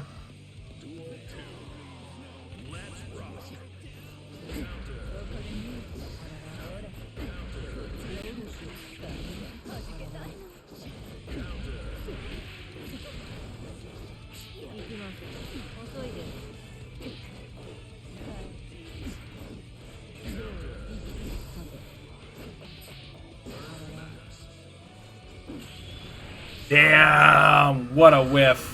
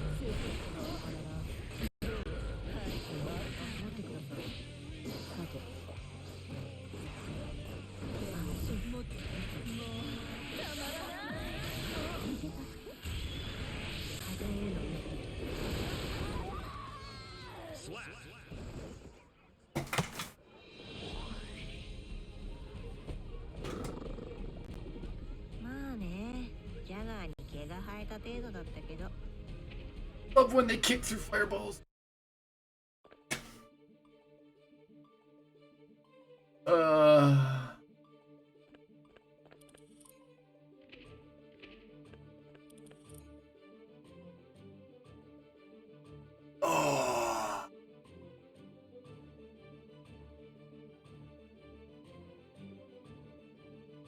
Ugh.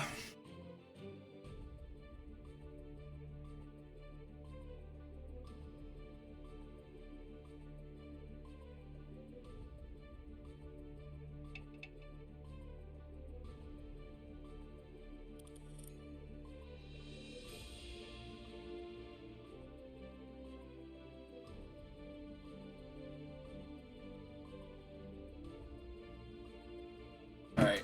Oh. Sorry, I got real quiet there for a second. Yeah. I was not capitalizing on them very well. Like I'd get the 6p in and then I'd fail.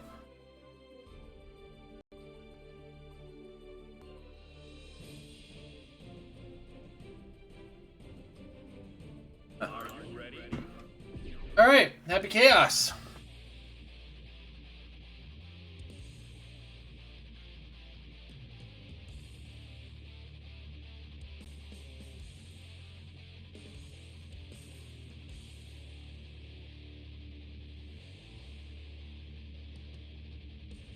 He's the 7th floor, so he's still probably at least on par with me.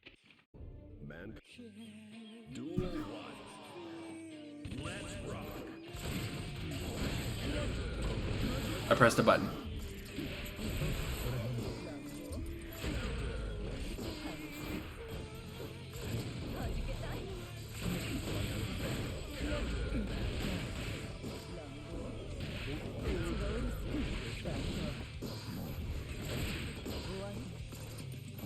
Shit, he had to reload.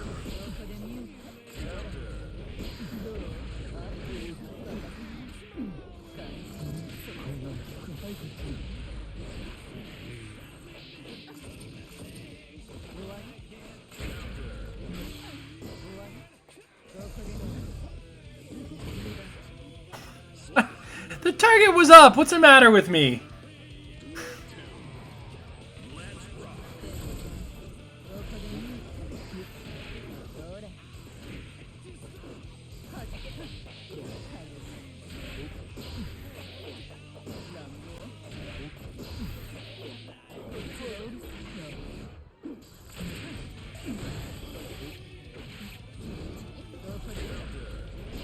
Come on.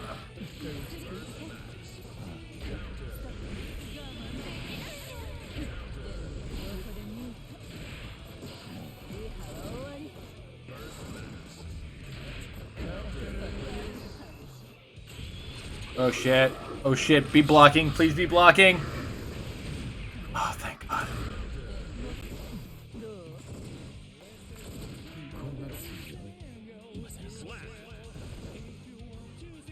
Duel 3. Let's rock.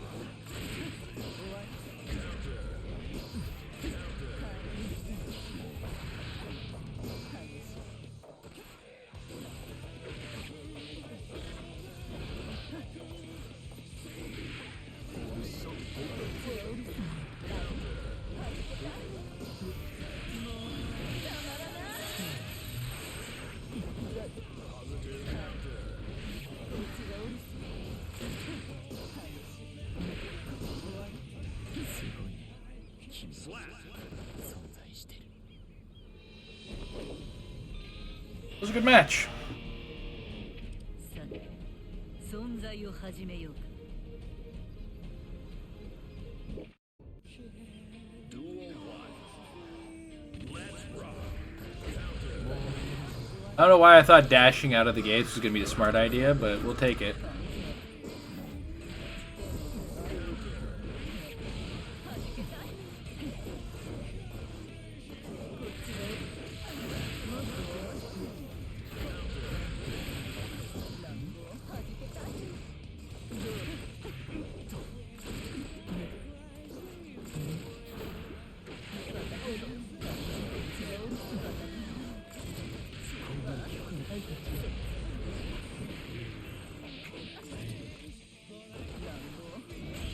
Ah, I'm attacking right now.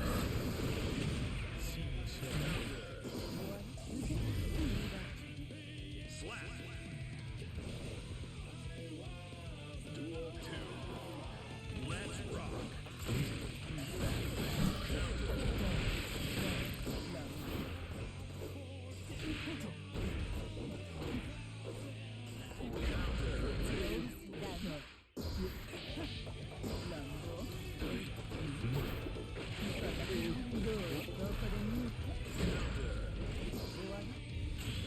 No, the super reloads him.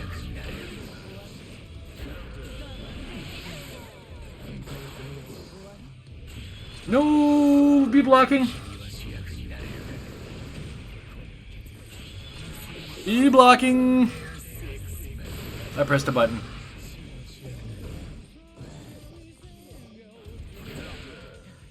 Slap.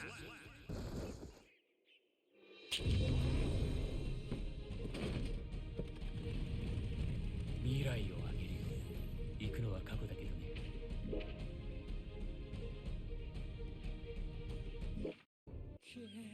Duel 1. Let's rock.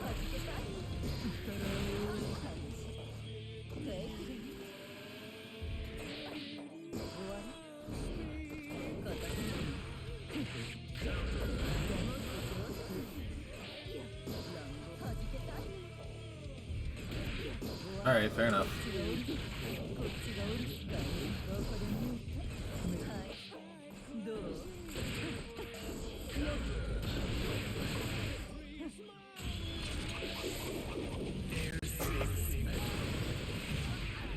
This is what the feel bad is when you're losing at Happy Chaos. Always on something like this.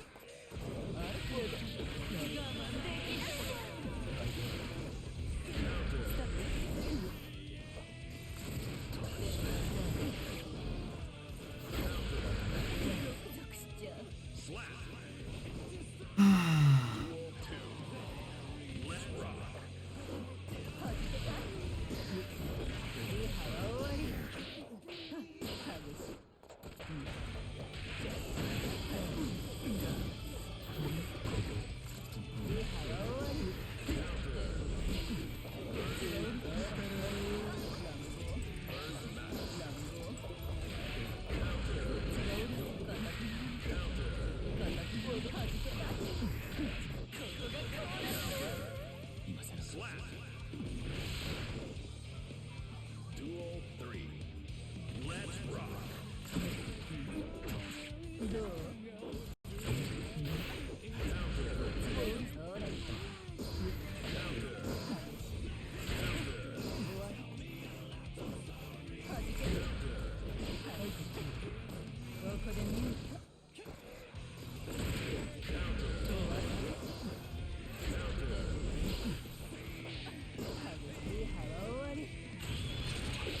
Okay, I hope we're blocking right now.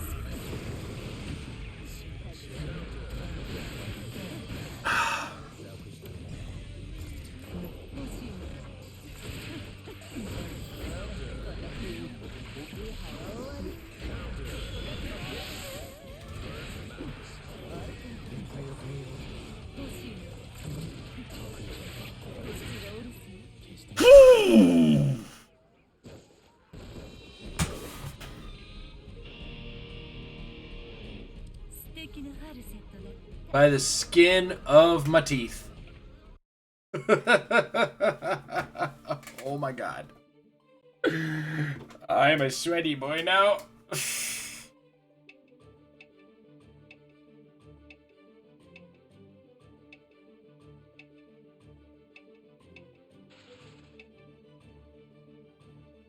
I'm not gonna lie.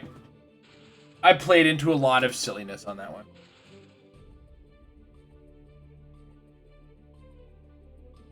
Are you ready?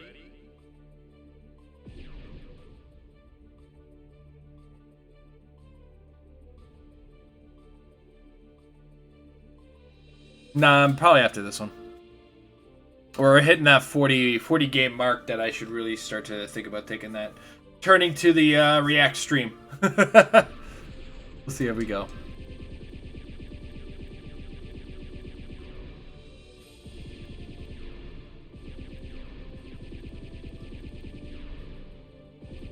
Coming for you, Ludwig.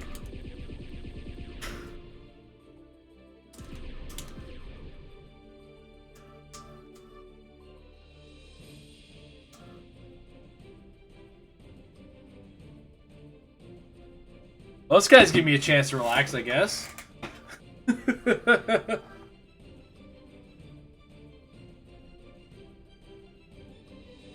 Right? Hold on.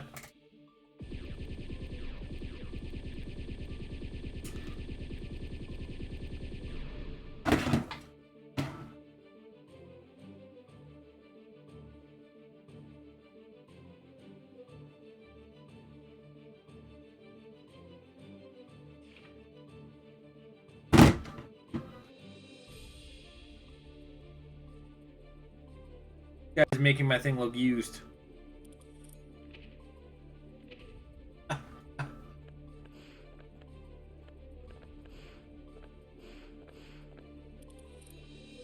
Eighth floor guys are rough. I'm just gonna go here. I'm gonna. Is that Potemkin coming back for more? No, he changed his mind. I know who you are, Rage Quitter.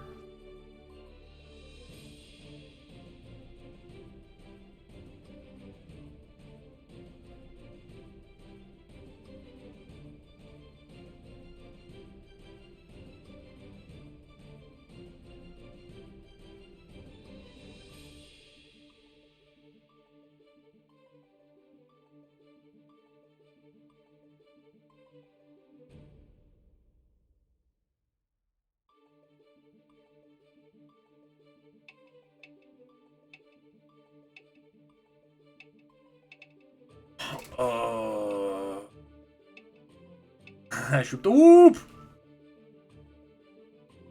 God, it's been a long time since I've seen a shoot the whoop meme.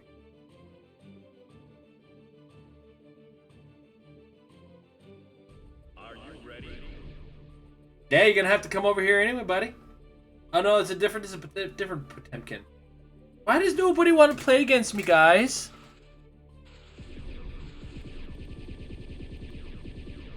Am I annoying? Is that what it is? Are they all stream sniping?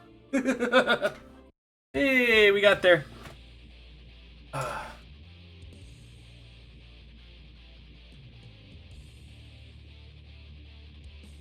They fear the Eno. Who fears the Eno?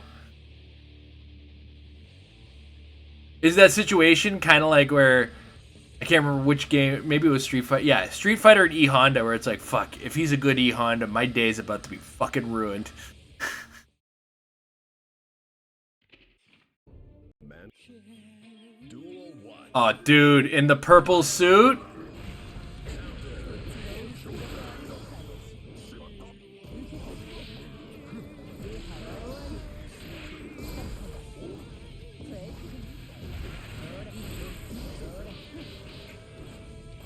I press buttons, I won't lie.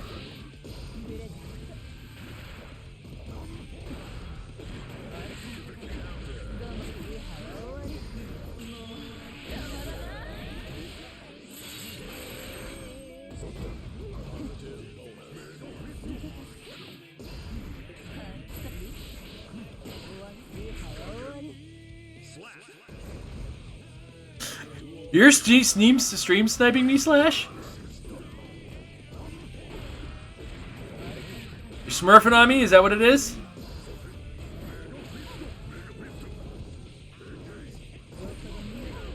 Yeah, no.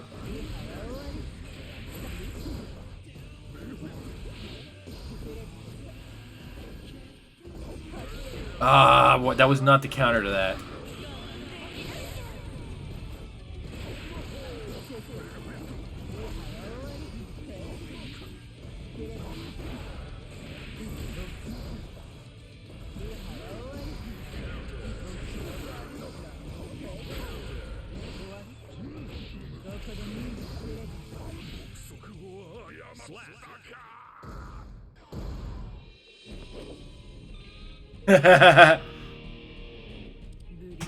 You're not allowed to play me all the way down here on the 8th floor.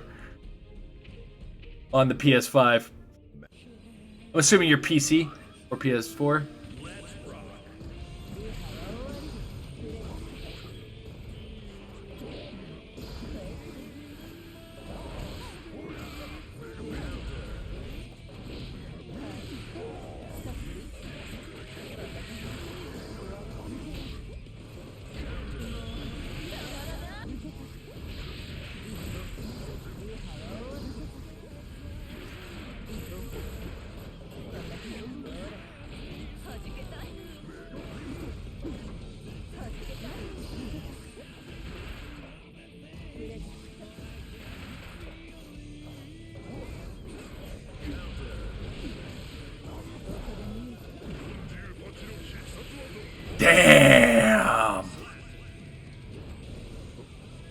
He earned that one.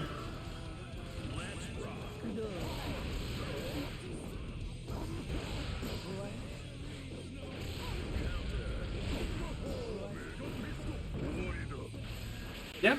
Wow, he's about to perfect me on that one, too. I got cocky. He adjusted. And for me to adjust now.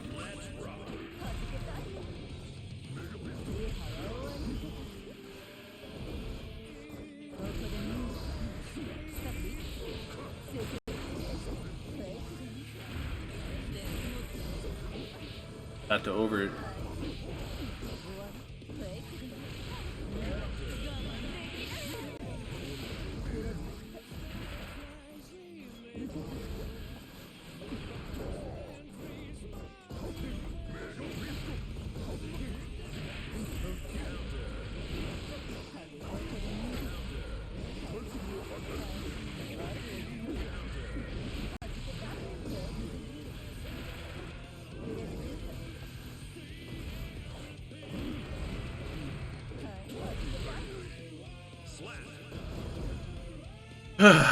That was a panic chemical addiction. Wow. Well, this is gonna be an uphill climb.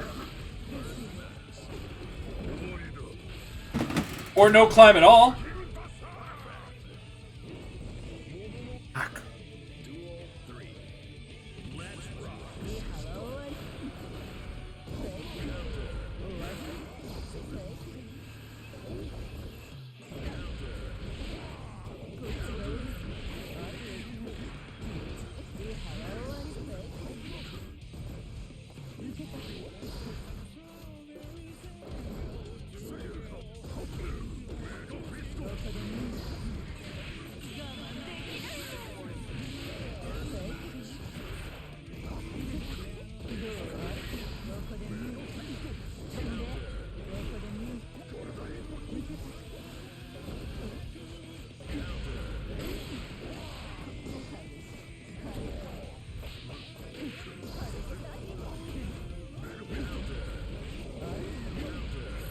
Damn!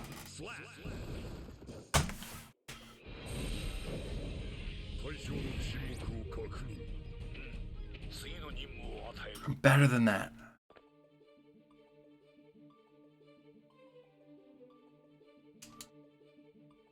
Maybe I'm not. Maybe no. We'll go one more. We'll go rematch. No! Let me in!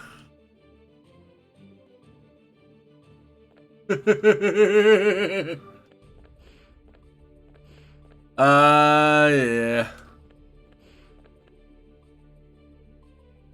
Hey, I just want to get one more in with him. He was a good Potemkin. He adjusted good.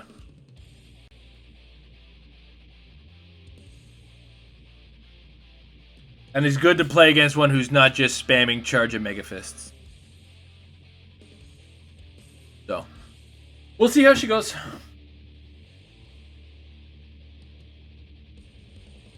And then, yeah, we'll take the night off, or rest of the night, to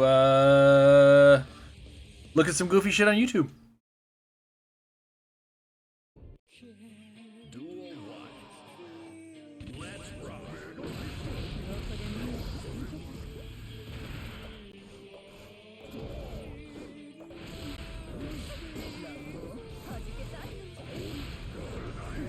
XP, you're betraying me!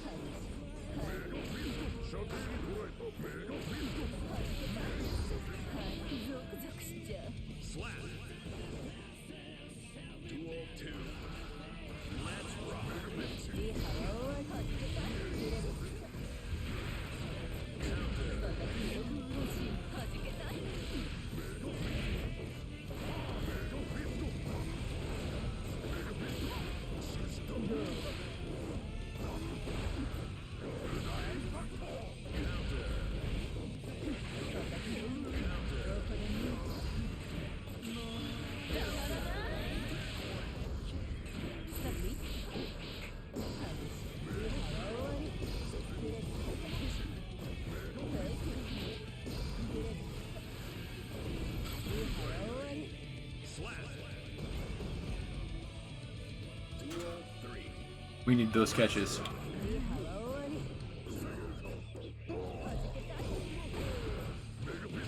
Damn.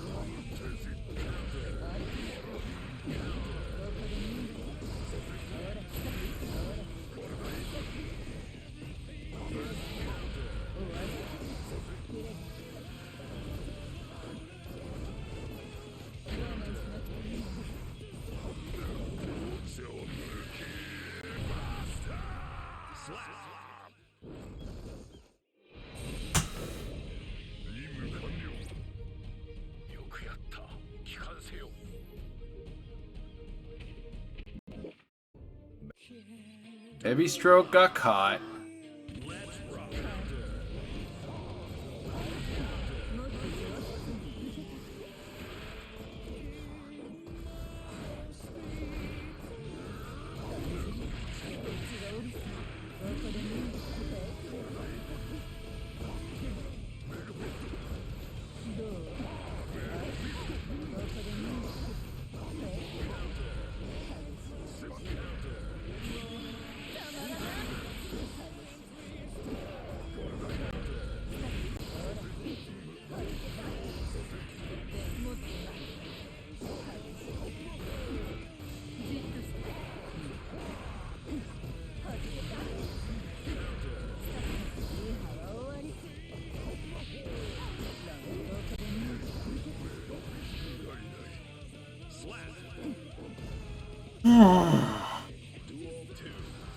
Alright.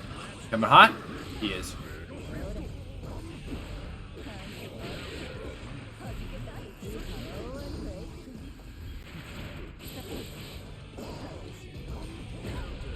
That was the wrong move.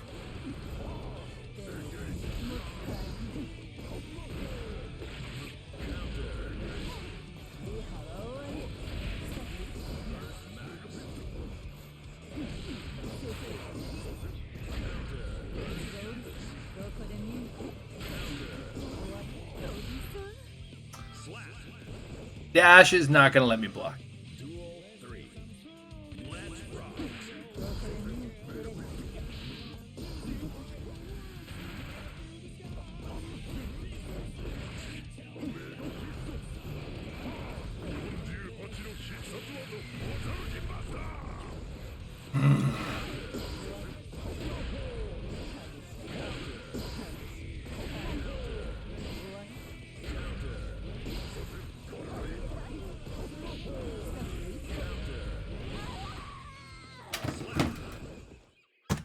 All right.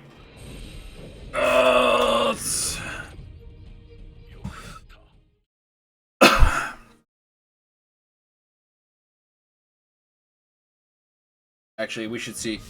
Do we get knocked out again at the end of my where I call it? No. Okay. So we can start on the 8th floor next time we go. Okay. I think we're gonna call it for Guilty Gear for the night because Thumb's taking it, and we kind of hit that point where exhaustion is kicking in. We've done good. We had. I mean, we're down on the night because what did we end up with? With 19 and 23. So we're down on the night, but whatever. I'm not unhappy with any of the matches that I had. I'm not, there we go. I'm not gonna complain about that. So we're gonna Strive, Hangout. Yeah, that is weird, eh? But I think I started on a low train. No, wait. Because last time we started on 7, got to 8, got pummeled on 8, dropped to 7, and that's when we called it a night. But we had like a hot start on 7, right? If I remember correctly. So, okay. Let's find some fun shit on the interwebs. Acore Gaming is always a good start for our night because, we get to sit down, chill out, or Core A Gaming, sorry, not Acore. And I think they had a good one that I was like, ooh, I should watch that at some point, maybe on stream.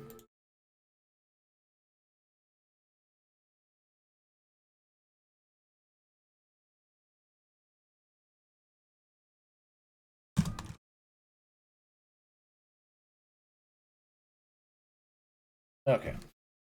What videos we got? Owners versus innovators. Recent. Actually, no, the Korean backdash. I've heard about this, and I want to know what the hell that was all about. Getting bodied. Okay, hold on a sec. Yeah. Getting bodied. By getting bodied is good for you. Okay, we'll watch that one. We will watch that one. I'm just gonna power down the PS5 here.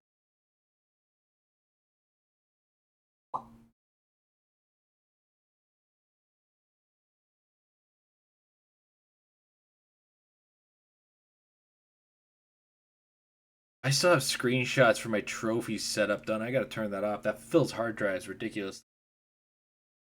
Enter rest mode. Alright. I just want to make sure that we maximize the amount of information that is seen in regards to specifically, like, we want channel name and everything like that is in there. I hope that didn't go dark on you.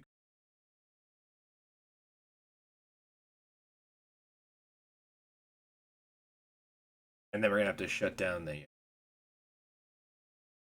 that. Okay, that is exactly what we're looking for. Here.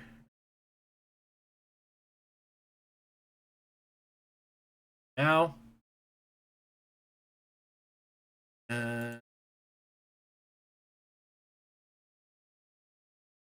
Oh yeah. No, it's showing. That camera off.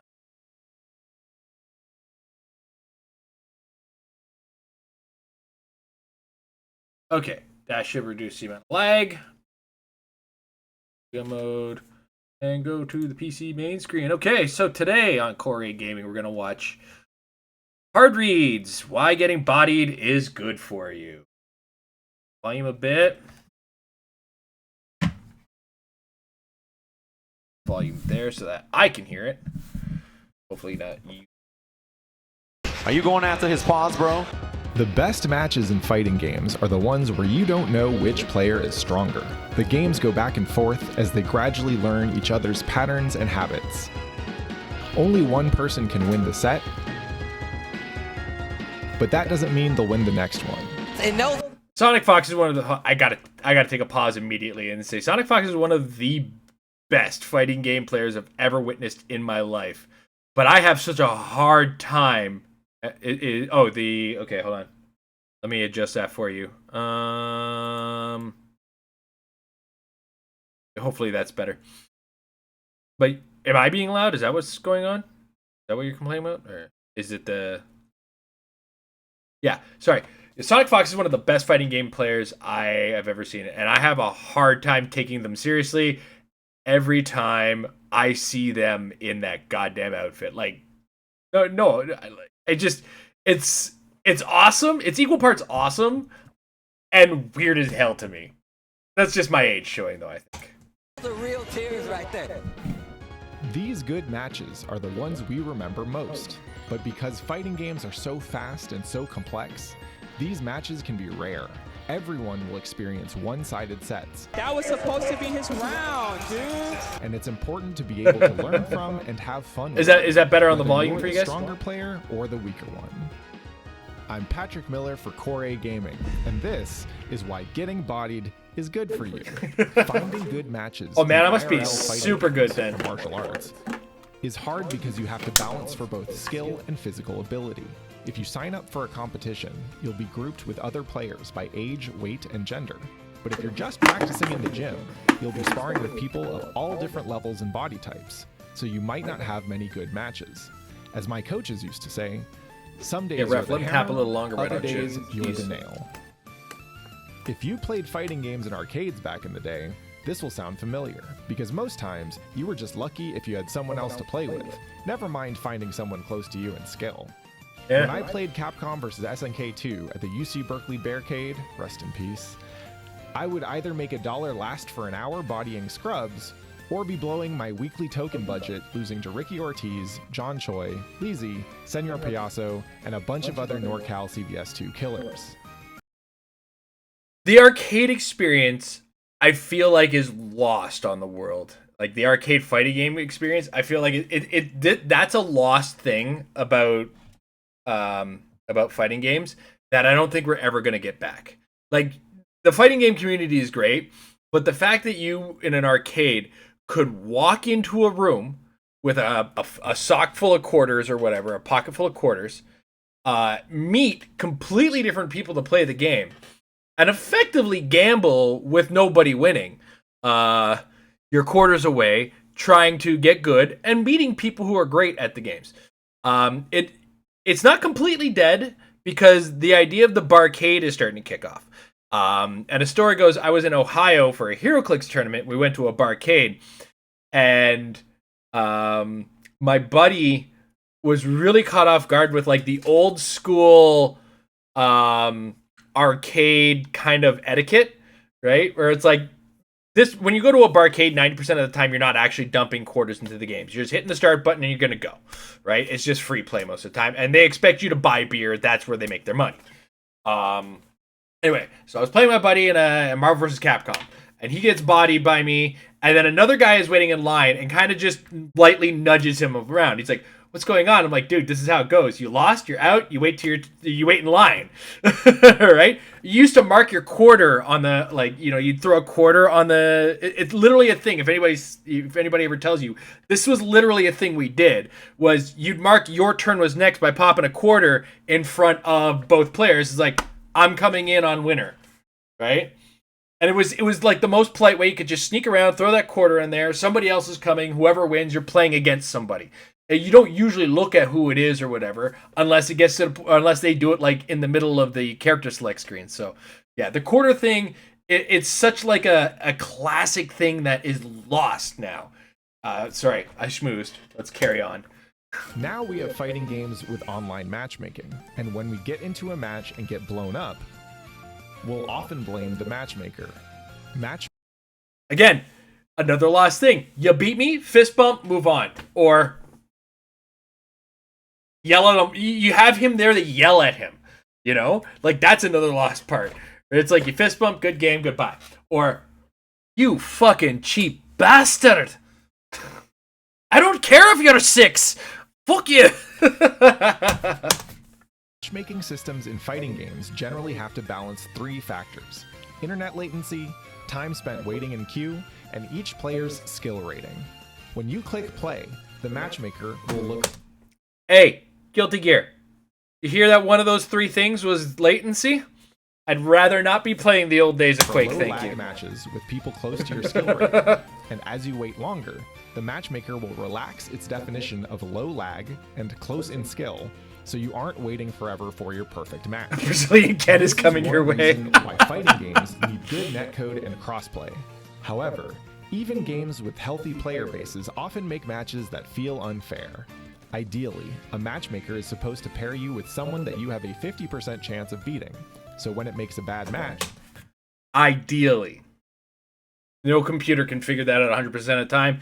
And with a certain number of players, like the mix of players, it's impossible. and you get destroyed, Get 100% of the you time. either feel like you don't belong at your skill division, or you feel that your opponent doesn't belong there because they're secretly a strong player that just wants to pick on newbies. Oh my god. It's like they were watching me play Guilty Gear a year ago. Here's the thing.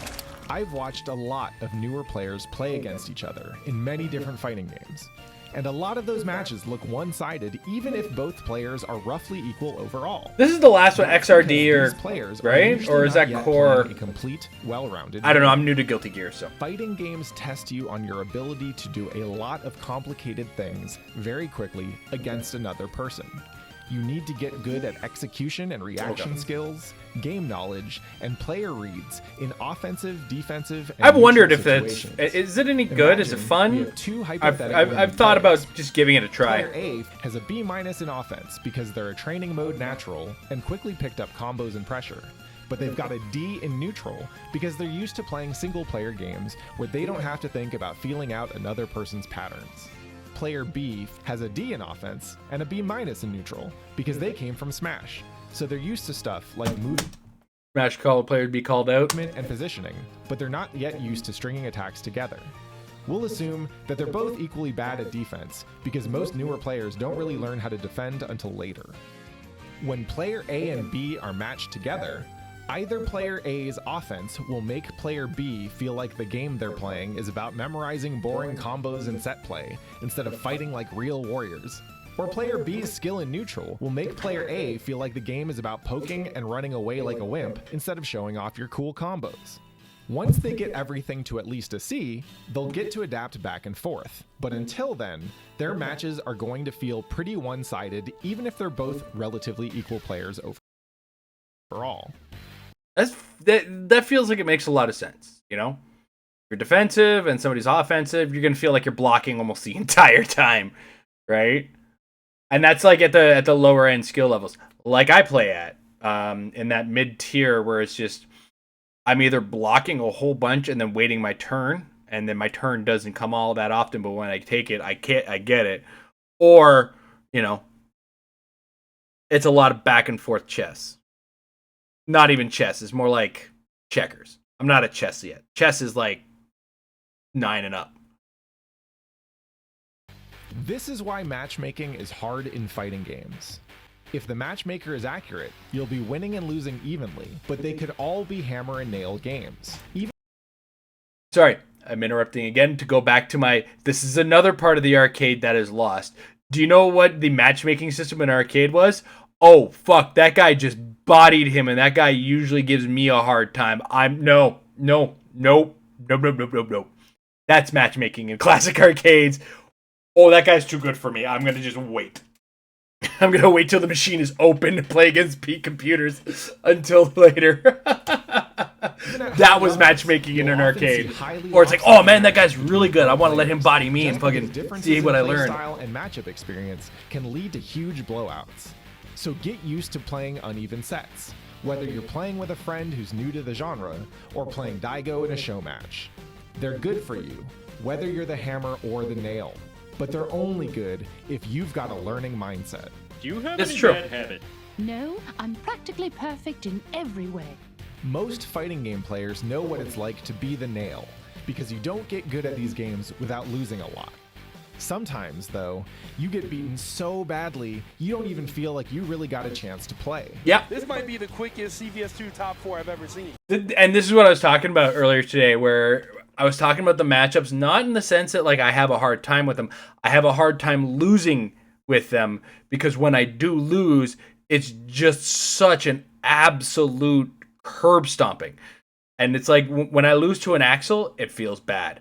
Most of it is because when I'm playing against an Axel, I'm either the only one playing the game or Axel's the only one playing the game, right? So, and Chip, it was the same way when I played against Chip today or other Chips. Where it's like, well, he just beats me up, right? Where if he catches me, it's like, well, okay, I'm gonna sit here and be comboed for a little bit. Hopefully, I get a block off somewhere and maybe get a combo, but maybe not, right? And like Happy Chaos, where all of a sudden bullets are flying, you're in the air, you've been shot 5 times, like you're playing Marvel vs. Capcom 2 against Cable, and then you're riddled with bullets, like, and that's like the feel bads, and that's kind of what I was getting at. Where it's like, you just feel like you were really just the name in the game, right? Don't worry. Here are 2 things you can do to make sure you're learning. Pay attention to why you're losing, and ask your opponent how to beat the stuff that's beating you. One of the beautiful things about fighting games is that ass whoopings come in several flavors. Playing footsies against Ricky Ortiz in CVS2, for example, was terrifying because her Vega made me feel like I wasn't allowed to stop defending, since I ate a crouching medium claw to the gut whenever I tried to walk forward. In contrast, when I played against Dominion in Street Fighter 4 pools at CEO one year, I remember feeling like every attack I tried was so predictable and easily blocked that pushing buttons just felt pointless. And when I played Marvel 3 with Clockwork, I remember feeling like I had spent 3 years playing the game without ever really learning how to block. I have been bodied by each of these people and countless others besides. And I can tell you that each one is a different kind of scary that you too will come to recognize. The first time it happens, it could feel so shocking and so hopeless that you couldn't imagine learning anything from it. But as you get used to playing strong players, each beatdown will become a reminder to do small things differently. You'll stop. It's true. I found this both in a lot of my combat sports. I used to wrestle. I did a little bit of. I never competed in Muay Thai, but I did a little bit of no-gi jiu-jitsu. And every time I lost a fight or lost a match, it was a matter of figuring out the next time that thing happens, how do you get around it, right? 90% of freestyle wrestling is, how did he get me in a double leg? And how do I avoid him getting me in a double leg? Or, just avoiding getting thrown in a lot of cases from the standing position, and how to avoid getting turned by certain types of people. When you're in your weight classes and everything like that, you do run into certain strength considerations, different spots. So, like, that's, I think, why I kind of enjoy fighting games, is it brings me back to my old fighting games where I used to play, like, I used to wrestle, I used to do jiu-jitsu, I used to have an interest in Muay Thai. I really wish I would have taken that a little bit more seriously, but I had that situation where my wife we had our first kid while I was still in like beginner class Muay Thai. So yeah, exactly. It's the same concept here. It's just a matter of learning and figuring out. And the hardest part is getting rid of old habits. In a lot of cases where things worked in one place, but then they stop working. And it's like, I got to stop doing that here. And I got to learn how to do something else. And while I'm kind of hesitating on the video, King of Fighters 15, anybody interested in watching some of that? Or I've been considering that one. It looks fun. I'm considering doing like a day or two of it, and just having it. I love fighting games. So. Stop using the attacks that they always punish. You'll see your movement and defense habits get exposed, and you'll change them up. Eventually, your fear itself can become a tool for diagnosing your problem. If someone makes you afraid to press buttons in neutral, it's because they have your movement and pacing down, so you'll have to throw them off by walking forward and blocking, or baiting a whiff punish attempt with a faster button. When they're blocking all your attacks, it's because your attack timing is predictable, so you'll change your timing to fish for throws and counter pokes. And when your defense is exposed, you'll have to stop mashing and practice holding those mix-ups. The changes you make might I feel like we're watching these lessons in reverse. I really, really, really appreciate the style change from Pat right now. He's playing so much lamer than he was before. They might not work at all, but through trying and failing, you will get stronger. Once you have an idea of why you're losing, you can speed up your adaptation process by asking questions. If you don't know how your opponent's tools work, or what you're supposed to do about them, or why their buttons are always beating yours, just ask them. I know it's more satisfying to figure out the answer on your own, but it's more efficient for both of you to ask. This is not easy for everyone. It's not easy, especially nowadays, because it's online play. In person, it's one thing. Online, it's another. But slapping yourself on Twitter and asking questions, I've noticed, especially in Guilty Gear Strive, a lot of really good players put out videos on how to beat them, or beat things that are problematic from their characters. Hitachi recently put out a video on how to beat certain elements of Nago that people seem to be having a hard time with, and I think it was their name is Romello. They're a VTuber Strive player. And they put out both their Happy Chaos strategy videos and how to beat their Happy Chaos, which is, yeah, exactly. Guilty Gear is really a healthy community. I like it.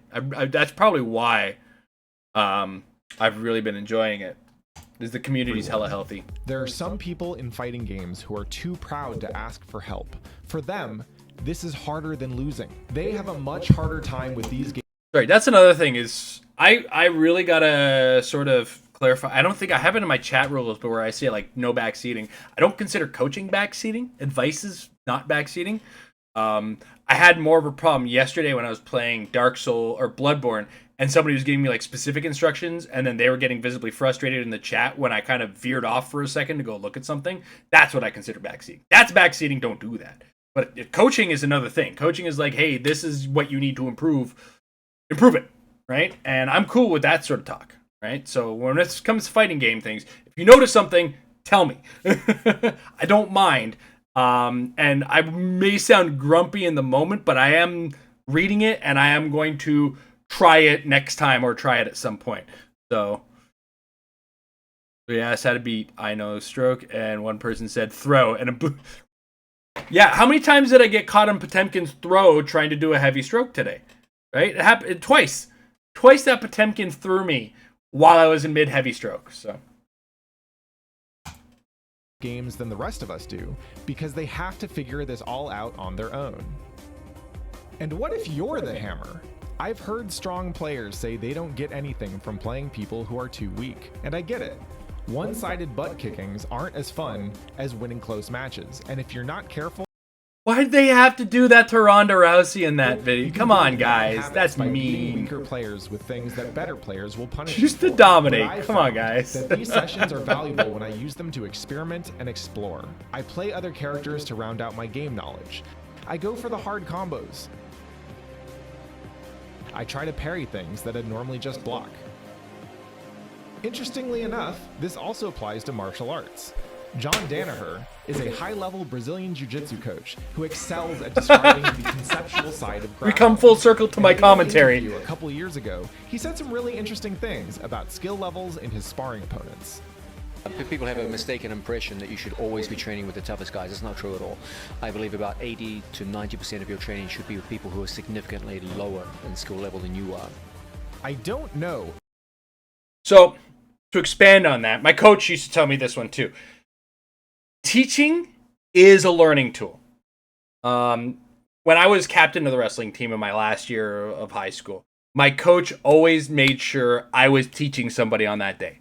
Not beating them up, because there's a difference between we go to wrestle, I do the move to you, and just constantly do the move to you, and you get frustrated, right? My goal when I'm teaching you in a coaching session, or like trying to teach you in a wrestling thing, when I'm the better wrestler, is I'm going to tell you, hey, when I did this, remember our coach said you want to get this there. So do this to stop that, right?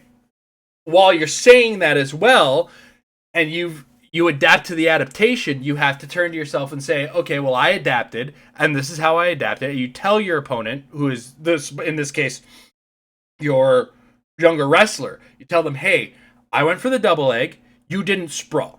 Sprawl next time, okay? Sprawl being like kick your legs back, get them back, and put your weight on top of your opponent's head.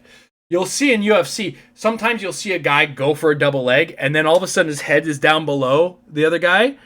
Like, there's two outs to that. One, get out of there because you're in a bad position, or you follow through with it, right? And take their legs, get between their legs, and you push over on that. Now, in a mixed martial arts situation, that's not ideal unless you're trying to get into their guard to maintain a top position. But, you know, in the case of wrestling, you're trying to get the pin, right? So that's where that situation is going to help you get into that in that position. But then, you know, I teach my opponent again, okay, what's the next thing? Now that I've got you on this, what are you going to do to get around that? right? And I have to tell him while I am doing that. So while he's doing that, I am now learning the next step. It's like, okay, counter to the counter to the counter to the counter to the counter, right? So I've got to turn around and say, okay, this is the chain of things that's going to happen now, and I am going to do the thing that's going to counter that. And he's going to get frustrated. He's going to be like, but you just told me this. It's like, I did, and now it's time to learn the next step, right? And that's kind of how things go, right? You if you're learning a step at a time, it is a step at a time, is a step at a time. And, you know, I'm learning one thing. And, I mean, Slash, you're noticing it too. I'm not doing everything that you're telling me on the first go. I'm looking at it, and I'm trying certain elements of it, you know.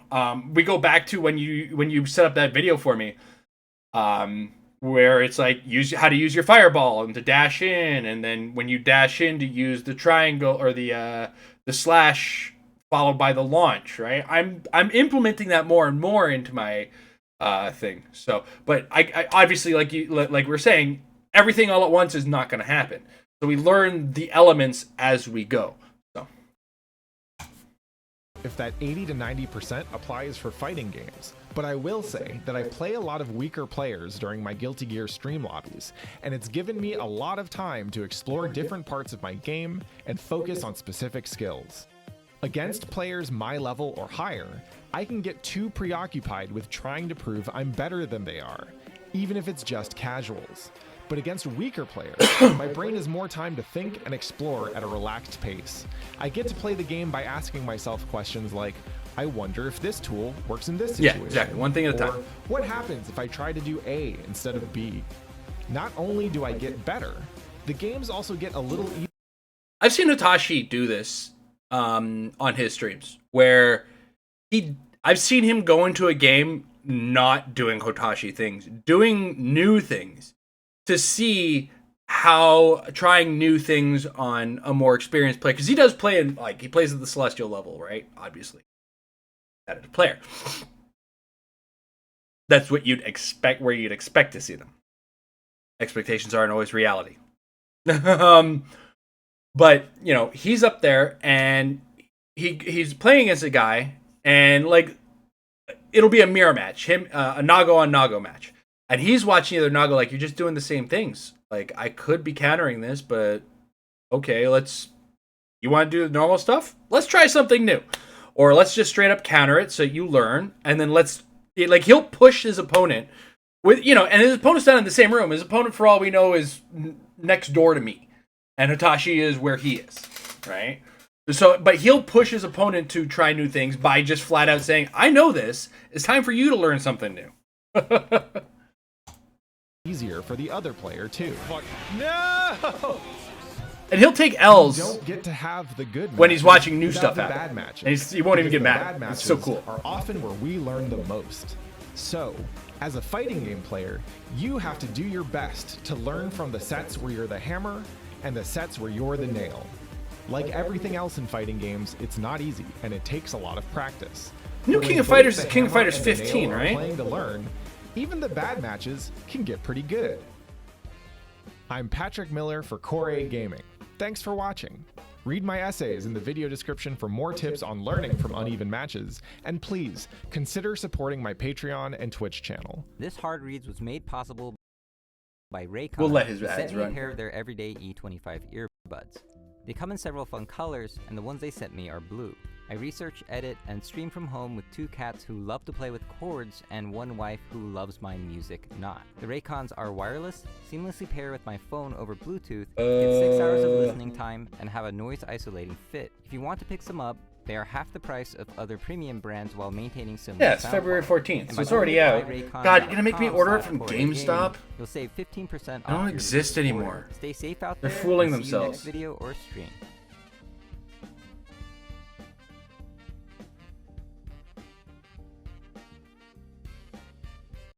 Okay.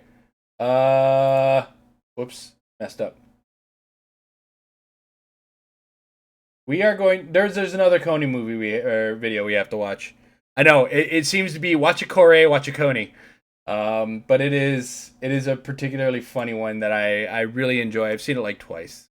And again, I love fighting game. I like game tournament stories. So if you got anything like that's a player's story that is absolutely ridiculous about the player's experiences in a tournament, more than like the games themselves, right? This is probably the yeah, almost died rigging a Smash Brothers bracket. This one's great. So we're gonna go over that one. I pre-watched. Sorry. 10 years of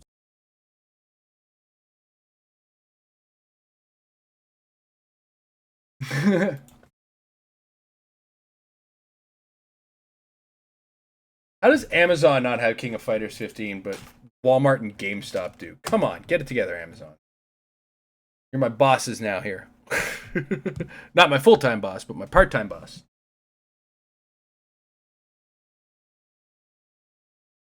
Sorry, I'm shopping and reacting. You're just going to have to deal with that.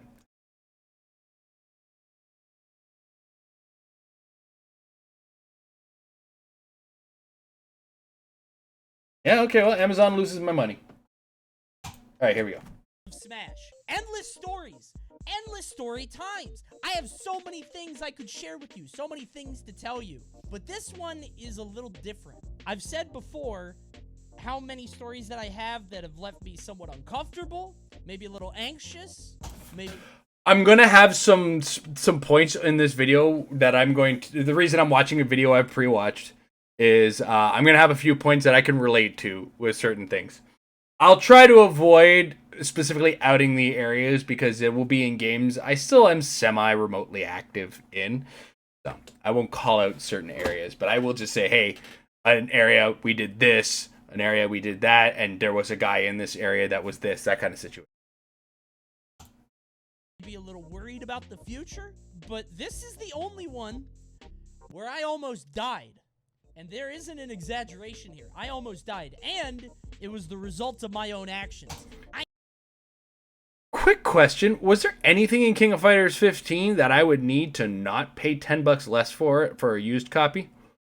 He nearly died at a tournament. Would you like to hear me tell the story? Chat?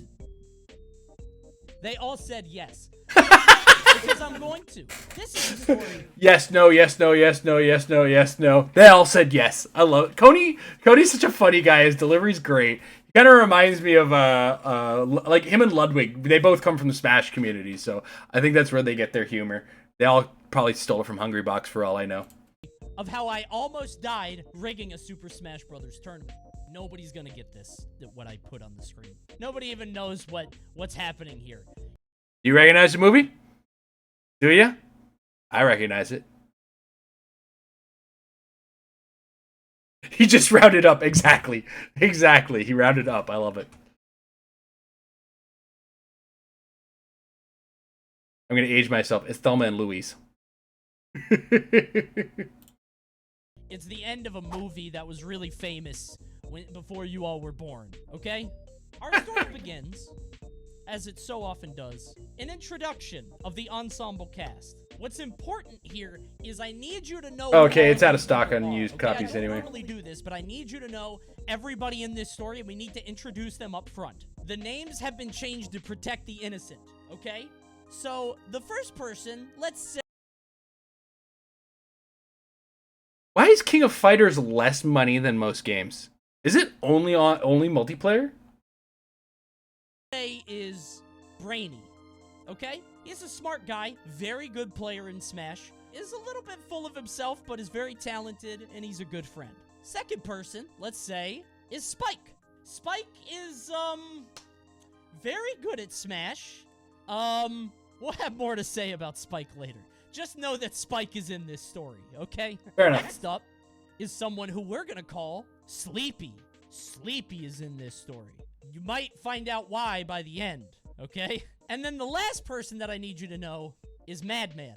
Madman is named this not because he rages or he's especially angry, but he's a pretty suave dude, and he's gonna have quite a story arc by the end of this story, okay?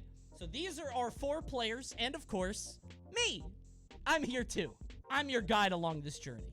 So just keep in mind, these 4 people are the real players on stage in... Okay. When he gets to it, we'll get to it. Madman is not part of his crew.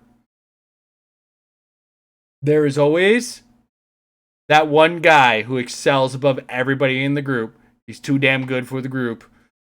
And everybody only squeaks in wins against them. Any game. I don't care what fucking game you're talking about.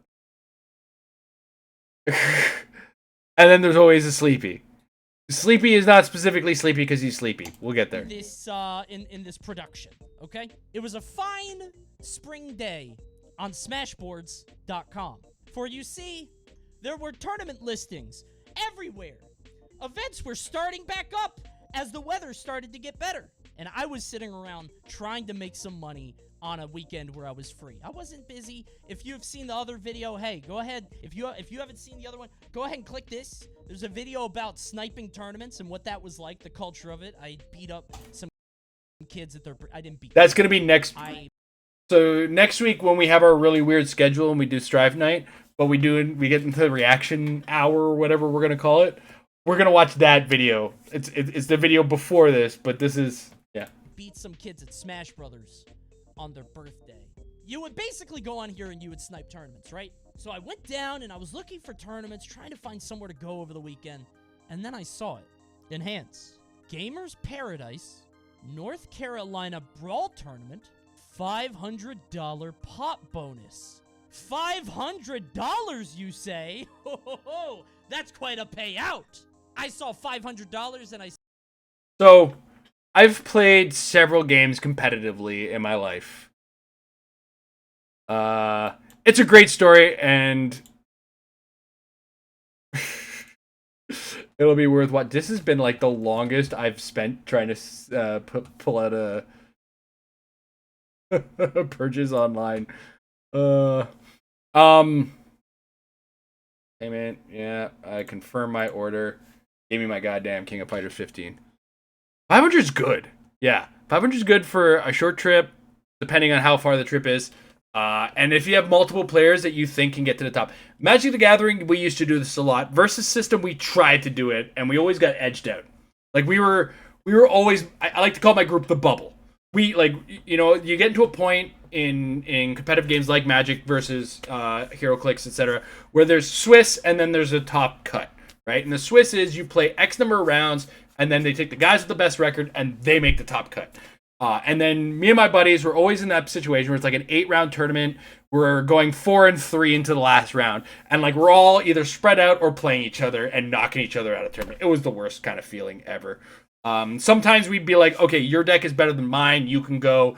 His deck's better than mine. Let's just, you know, he wins out, whatever, right? Because ultimately we were all splitting the pot, but we wanted the best foot forward in those cases. He said, yes, please. I wonder how far this North Carolina tournament is from me, and if it's worth going. Let's take a look. 5 hours and 12 minutes. For a tournament where I may win $300. Hell yeah, that's worth it. Absolutely. Because 90% of it is the experience. Don't kid yourself. 90% of that trip is the experience of going on that trip. This story, he has 72,000 views on YouTube for. He got content out of it years ago. Out of my life. I get to play video games and make money over a weekend? Absolutely. And I get a few people in on it who also want to snipe this tournament. One thing that you guys got to understand, North Carolina Brawl was free. Oh my God, they were so free. It was, you could take money from them without even trying. They would give it to you, and they would money match you out the wazoo. Please, would you give me some matchup experience? Oh yeah, sure, kid. $5 a pop. Boom, boom, boom. You would have a full tank of gas in half an hour. It was so easy. So that's something that didn't come from any of my gaming experience. The idea of the money match. Because most of the time you'd be having these games after everybody is lost out of the tournament. But you would turn to your, like with Magic the Gathering or Versus System, you would turn around and just be like, yo, you want to play? I want to see what your deck does. and if I actually have the tools to beat it, and if I had a bad draw or something, or just to play because, god damn it, we love the game. Now, one thing he's mentioned in another video, which we might watch some other time, is that, and I've never experienced this because I've never been to a Smash tournament, but y'all motherfuckers love your fucking game. And it was actually the cause of a problem in another story he has about like a really, really like nightmarish sort of scenario. To stomp North Carolina, so we were all positive that we would do well. We all get together. Sleepy in the front seat. Anyway, but yeah, there are areas in games where it's like, who plays in that area? Oh, there's like 3, maybe half decent players. Well, let's go. We'll probably win, but we'll have fun doing it. So, like, let's just go, right? Me and my buddies were notorious for that in Magic. Magic, there was certain areas where it's like, they're going to have a pro qualifier, and we know who's going to win unless these guys go. These guys being the other guys on my team. I was a bubble player. Magic versus, nobody knew me. I was always on the bubble. A 4-3, praying to win out, whatever sort of situation. But he's the guy that owns the car. He's the driver on this excursion. Like you said, Brady Sleepy, is the driver. The ride as well. And of course, there's me in the back seat. So this eclectic group. I used to be the backseat driver all the time. Mostly, and then I gained a lot of weight. Worse for wear. Now I've lost a lot of weight again. I'm back to being in the back seat. But I also got the crippled leg. So sometimes people are nice to me and give me the front seat. What the college tournament looks like. If you guys haven't been to a college tournament, 100%, this is exact. Like, I haven't even been to a fighting game tournament. This is what a college tournament looks like in anything. Sleepy didn't get his nickname yet. You'll hear Sleepy's nickname later. Or why he got his nickname Sleepy. This is just kind of what it is. It's like a room that's set up in either a classroom or like a side thing. Bunch of sweaty dudes playing. No more than 30 people. So this is also worth noting. Of North Carolina. These rooms that they always choose to do these tournaments in are always the ones with the least amount of ventilation. And these guys have this nasty habit of closing the door for the tournament because everybody gets rowdy. It's like, if nothing else is going on in the college, you open that fucking door, get the airflow, guys. Holy crap. I used to participate in something called a game jam, where you go to a college and you spend like 48 hours in that college making a fucking video game.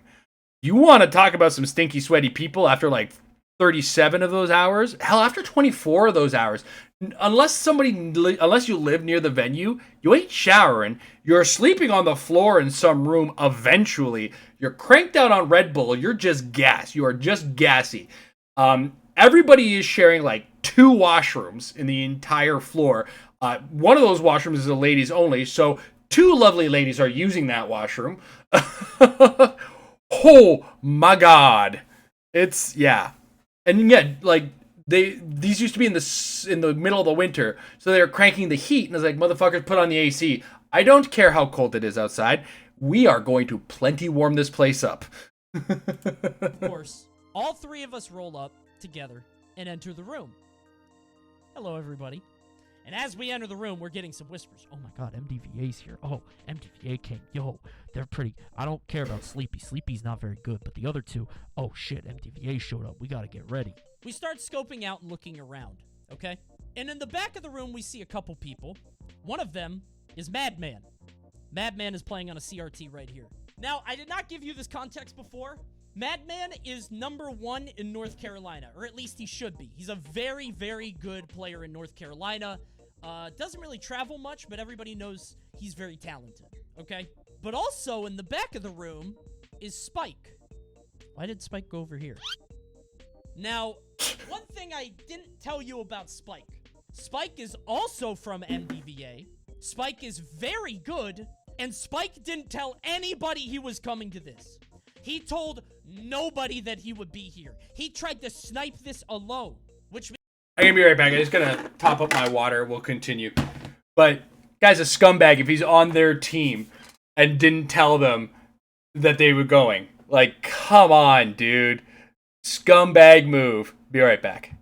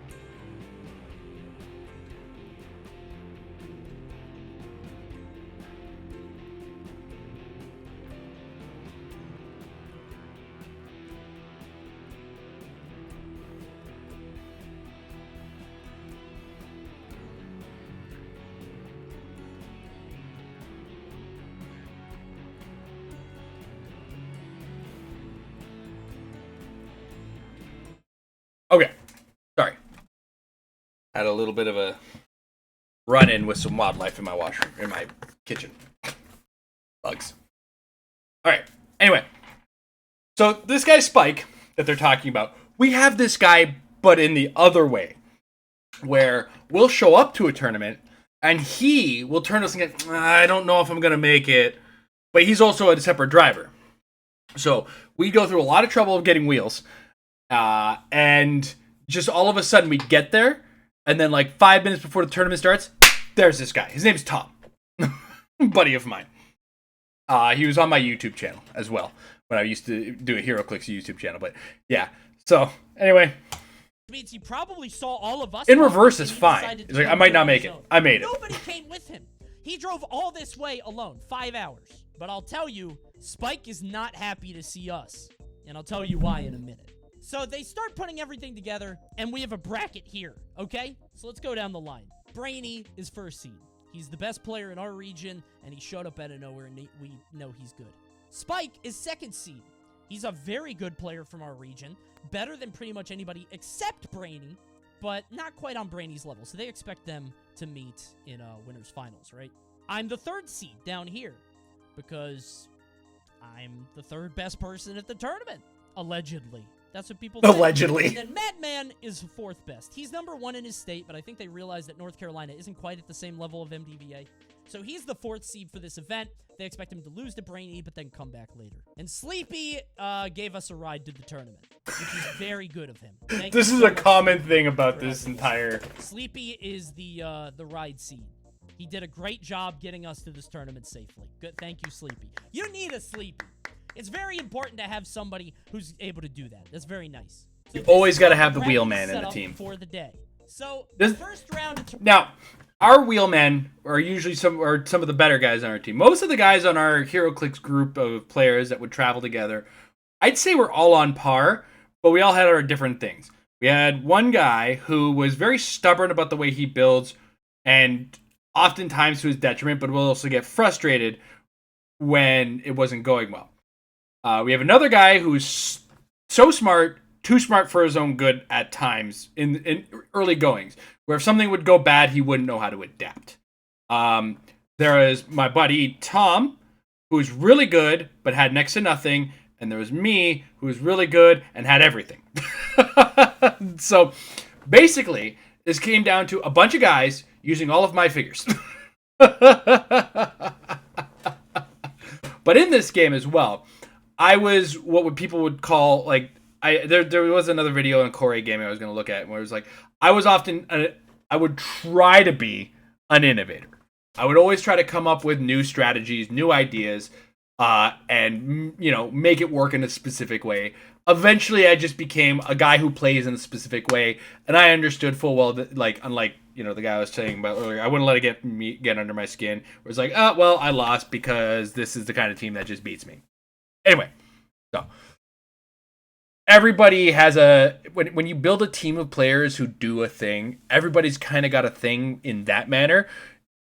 It would be different in fighting games. It's like everybody's got a different skill level, and that's just basically it. Or they're good with and then after that, depending on the game, it could be, hey, everybody's just good with a different character or good with the same character. It doesn't really matter, right?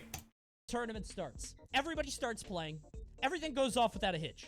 Brainy wins first round. Madman wins his round. Spike wins his round. Sleepy wins his round. I win my round. Everything's fine. This is exactly how the bracket is supposed to go. Then we... This is also like years ago. I would love to get into the brains of the people who are seeding these tournaments and know these players well enough to seed a bracket. Because bracket seeding is one of the hardest things to do without a certain amount of base knowledge and a certain record level of record keeping, right? So, for instance, nowadays, games are played online. You have a rating, whatever, based on that, and then you seed it based on their online rating. You can do that. Chess, there's the online rating as well, and then depending on how many tournaments you go, you get your rating, and then you can seed a tournament for that, right? We're talking about like Smash Brothers Brawl. How are you tracking information then? Unless you have I don't know if they kept the tournament records. And tournament announcements came on weird forums all over the place. I guess it's the same thing now though. Just not weird forums. Maybe they are weird forums. They just become that way in certain areas of them. We have the second round.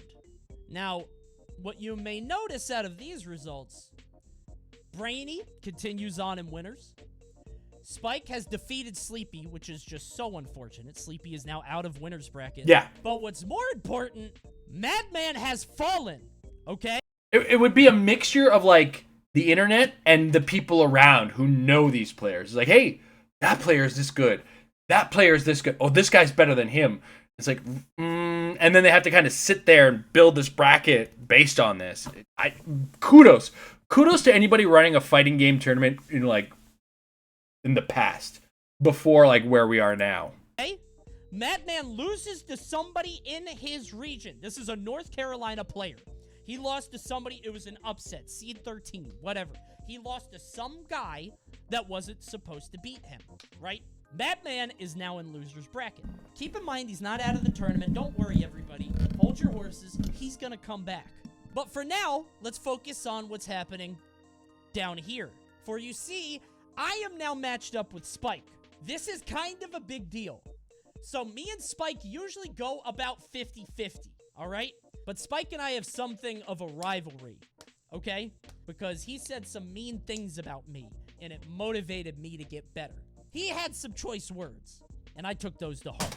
Bro, you guys are... Oh, no, you know what? He said MBA, which is Maryland, Baltimore, like Baltimore, Maryland. He's from the Maryland area. So I think they're just same area sort of situation as opposed to teammates, and I might have got that wrong. Right. So we have to play now. So we both sit down to play. Here we are in front of Super Smash Bros. Brawl, as you can see. And we do the strikes and bans and everything like that. I choose my weapon of choice, of course. King DDD, obviously. And he chooses... Oh, I don't know. Let's pick a random character. Kirby. So we play our match, right? We have a bit of a fight, back and forth, okay? And eventually, I win the first game. Spike starts telling me, hey man, I'm really hungry. Can I go get some food? No. Come on, dude, I'm just so hungry. Can I go eat before we play our next match? I'll be able to eat just really quick. Can I just go eat a burger? No. Look, I'm generally a nice guy in a tournament. Very nice guy in a tournament. Want to grab a drink? Sure. Or around, gotta go to the washroom? Okay, cool. You want to grab a fucking meal in the middle of our match? Go get fucked. You're sitting here and we're finishing this set. Fine. I end up winning the set. I won the whole set and I knock Spike into loser's bracket. Again, it could have gone either way. I was just the better player on that day, okay? So I defeat Spike to move on in the tournament, which is delightful because as you can see here, now we have our winners finals. Look at this. Brainy versus Coney. Amazing. Remember, we rode together and we wanted to snipe this tournament out. This was the whole point of us coming together, was to be able to meet in winners finals. But then I have an idea. You see, there's a pot bonus at this tournament. Okay. I don't know how sketchy this is of fighting game tournaments. But back in the day when I used to travel to play Magic the Gathering and Versus System, came across your teammate, agreements were made. Come across a friend, agreements are made. It just kind of happened. And whole rounds wouldn't get played. So, carrying on. Which means that one of us is going to make a lot of money, but the other guy isn't going to make a lot of money. So I have an ingenious idea. I get Brainy to meet me in an undisclosed location in the dark. Hey, Brainy. Is it now? But here's the thing: it wasn't frowned upon per se in tournament organization back then. Is it frowned upon in fighting game community? Let's cheat. Essentially, what I want to do is say that I beat Brainy. Here's the thing. Look at the bracket again. I defeated Spike, right? The thing is, I go 50-50 with Spike. Me beating Spike, that's a coin flip. We don't know if it's going to happen or not. But what I haven't told you is that Brainy shits on Spike. Dumpsters him. The matchup between Brainy and Spike is like 95-5. Spike has not beaten Brainy in 3 years. So I'm like... Gotcha. But, like, Oh. these guys, say it's a local tournament, and these two guys kind of, like, they came together, and they look at it and go, okay, he wins. Without playing at the match is not really that thing. Brainy, have I got an opportunity for you? I say, Brainy, you let me win. Like, I've seen main stage Evo, we're in the finals, you're fucking playing. Right? But at that point, you're talking about thousands of dollars. You let me move on. We're going to say that we played, and we're going to say that I beat you. And Brainy, to his credit, says no. Okay. See, Brainy is something of a cringe moral guy, you know? He believes in the heart of competition and the better player persevering and all that bullshit. Oh, it's important to play your... I don't know. He watches a lot of anime, I guess. It's weird. So he says no. He won't do this with me. I'm like, dude, we rode together. You don't understand. One of us is going to leave with so much money and the other one's going to be so sad. Brainy, please. And after a couple minutes of whittling down, Brainy says, okay.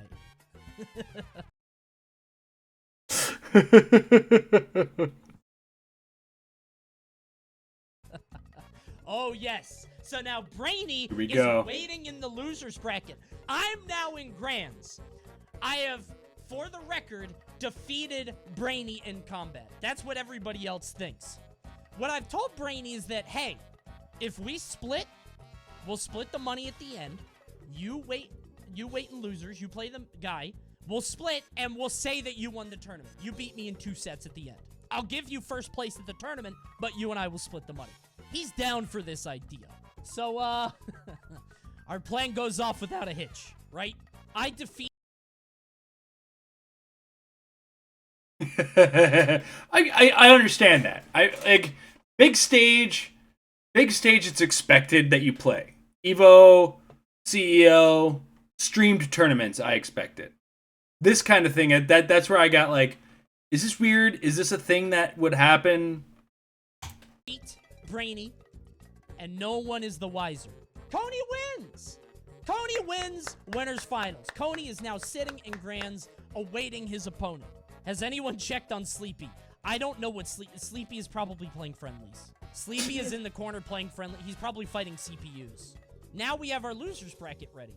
Spike and Madman have fought all the way up to loser semis. There's only 4 people left in the tournament. And we knew that they would. Madman, despite his early loss, has fought all the way back up. The reason that we did this setup is because we were positive that Spike was going to make it to Brainy, and then Brainy was going to dump on Spike, okay?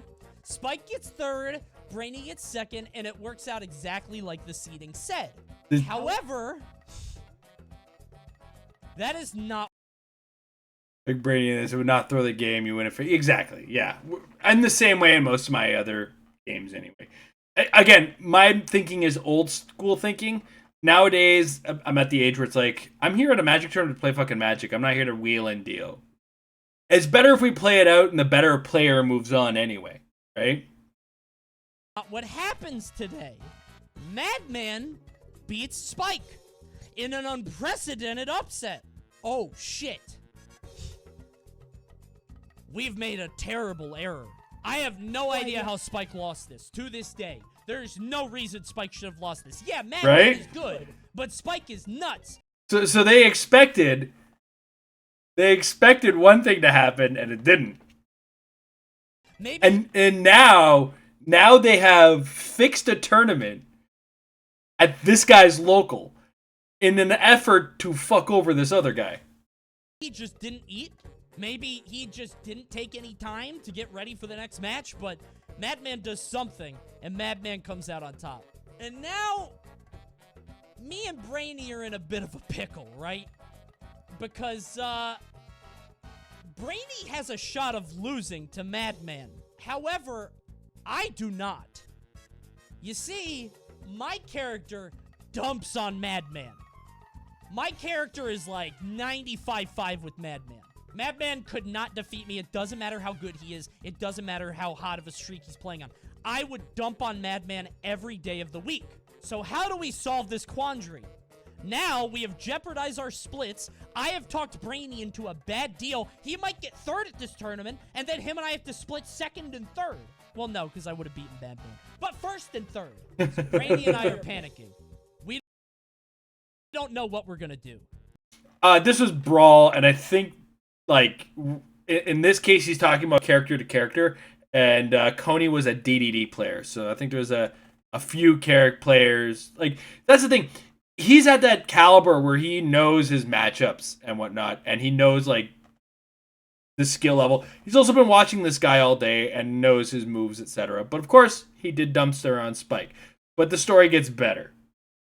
Madman, fresh off of his win against Spike, is just standing in the room. Brainy and I find him, and we walk up, and we decide to come clean with the plot. We decide, hey, listen, we're just going to tell him exactly what happened, and hopefully he'll understand and we'll be able to figure this out. Hey, Madman, how's it going? How you doing? Congrats on beating Spike. Really proud of you, bro. That's a sick win. Madman goes, huh? What? Oh, thanks, guys. I appreciate it. Yeah, I don't know what it is, but I love Photoshop puppet shows when people are telling stories. Internet Historian does it a lot, too. One of the favorites is his alternate ending to Game of Thrones. I thought I would have a tough time, but I've really been working on that matchup. Listen, Madman, we should probably go replay our set. What do you mean, Coney? You guys just played your set, and it said that you beat Brainy, which is terrific, because now I get to fight Brainy. Yeah, see, we didn't actually ever play. We just wrote that down to save time. We actually have to go play the set now. We thought that you were gonna lose to Spike. Madman is starting to live up to his namesake. I think you're bullshitting me. I think you guys did play. You're both boys from MDVA, and you just want Coney to be able to counterpick me in a matchup so you guys can split. I think you guys are in on it, and you're full of shit. Madman, listen. No, dude, this is not personal. Please listen to me. This has nothing to do with you. I'm so sorry. I'm not cheating. We didn't mean to fuck you. We were trying to fuck him. We did this not because of you, but because of Spike. Spike is an asshole. Spike keeps cheating in our region. He said such mean, nasty things to both of us. He's cheated people out of wins. We did this just to make sure he would lose. This only gets Madman more irate. You what? You defiled the sanctity of my competition? You came to my home state and decided to rig my bracket just so I wouldn't beat up your shitty friend? And he gestures to Brainy. You both know that I would fuck him up if we played, and that's why you're trying to get me to fight you, because This is about to get great. You're just gonna chain grab me and play DDD, and I know that I would fuck him up. And now, Brainy's mad, because Brainy is a very prideful player. I have not mentioned this yet. Brainy takes shit very seriously. What the fuck do you mean you would beat me in tournament? You wouldn't be able to lace my boots, you shit stain. You couldn't beat me. You've never beaten me. I don't lose to your character. Yeah, you... Dudes, men, guys. We're all fucking like this. Don't kid yourself. If you think you're good and somebody talks like this, you are going to react like this. I don't get it. We're fucking weird. You beat Spike. Good shit. I'm really proud of you. You know he's like number 4 in our state. I've been number 1 for a fucking year. You can't step to me. These dudes are mad, and I'm over here watching this all transpire. I have nothing to do with this anymore. You're the one who fucked the bracket! Right? Now they're just shit-talking. And it seems as though I'm gonna get my way, you know? Because eventually these two are gonna play, and I'm not at risk. However, I do feel very bad for Brainy, who I've roped into this. Eventually, these two end up playing. And, very quickly, Madman gets shit on. It's not close. Madman absolutely gets dumpstered. Madman gets destroyed by Brainy in a 3-0 blowout, and then we win the tournament. That's it. We won. We won. I know Mission accomplished. But we won the tournament. Brainy pulls it out. I think in the end, Spike got it worse than they initially wanted, if you really think about it. Hooray for cheating. Yeah, we both walked out with maybe $200 each in our pockets. Congratulations to us two. So the full results of the tournament means that I came in second, right? Brainy came in first, Madman in third, and Spike in fourth. Incredible tournament. Everybody had a great time, and everybody after the tournament chills out. We talk to Madman a little bit more. He understands. We tell him we really weren't trying to mess with you. It's not personal. Madman gets it, and we all go out to Cookout. Yay! Cookout! If you've never been to Cookout, Cookout is delicious. It is a Atlantic South mainstay. You can get so much food there for like 20. I'm going to admit that. I'm going to tell you. Situations like this, I used to play Australian rules football competitively. And like I said, I used to go to occasionally no-gi Brazilian Jiu-Jitsu or Jiu-Jitsu tournaments. Yeah, Brazilian Jiu-Jitsu. Y'all motherfuckers are going out for beer afterwards anyway. And like in Australian rules football, we were pounding on each other. Beating the crap out of each other on the field. Like absolutely pummeling each other. The game's like a mutant form of soccer, football, or like soccer, rugby, and basketball. It's wacky as shit to watch. You know what? I should introduce everybody to Australian rules football next stream. It's a great game to watch. Holy crap. $20. Carry on. It's basically Taco Bell, but for barbecue. Delicious. But after some time, we realize it's 2 a.m. We still have a 5-hour drive home without traffic. We should not have stayed this long. Now, we're all poor college students. We're not getting a hotel. I'm pretty sure that these guys had places to be the next day. So there's no way we're staying in North Carolina tonight. So we're going to go ahead and drive all the way home at 2 a.m. Keeping in mind, we started this journey at 7 a.m. the day before. So we all pack back into the car. It's nighttime now, and everybody is feeling a little tired. Now, after about half an hour, I realized just how fatigued I am. The adrenaline is beginning to wear off. I've just gotten second at a tournament, but really first, because I was... And the cookout probably hit pretty hard, too. On myself into this grand final situation. I start to doze off. I'm gonna go sleep. Good night. We haven't heard much from Sleepy today, right? Why, we had to check on him earlier, and he was playing CPUs. This is where Sleepy becomes integral to the story. For you see, there is a reason that we named him Sleepy. After a couple hours, Sleepy lives up to his namesake. At the wheel. He dozes off on the road. We're on a major highway. And I don't really remember exactly what happened. I just remember waking up to this. Oh my God! Oh my God! Help! Help! Oh my God! Jesus Christ! I'm telling you. Dude, we were this was us. This was us. We're in the middle of the highway. Jesus Christ! Help! Help us! Sleepy, please wake up! If you've ever traveled in the snow Sleepy on a car on the highway. It was out like a light. This is us. Are you ready? Look at this. Jesus Christ, Sleepy! And eventually, we end up like this.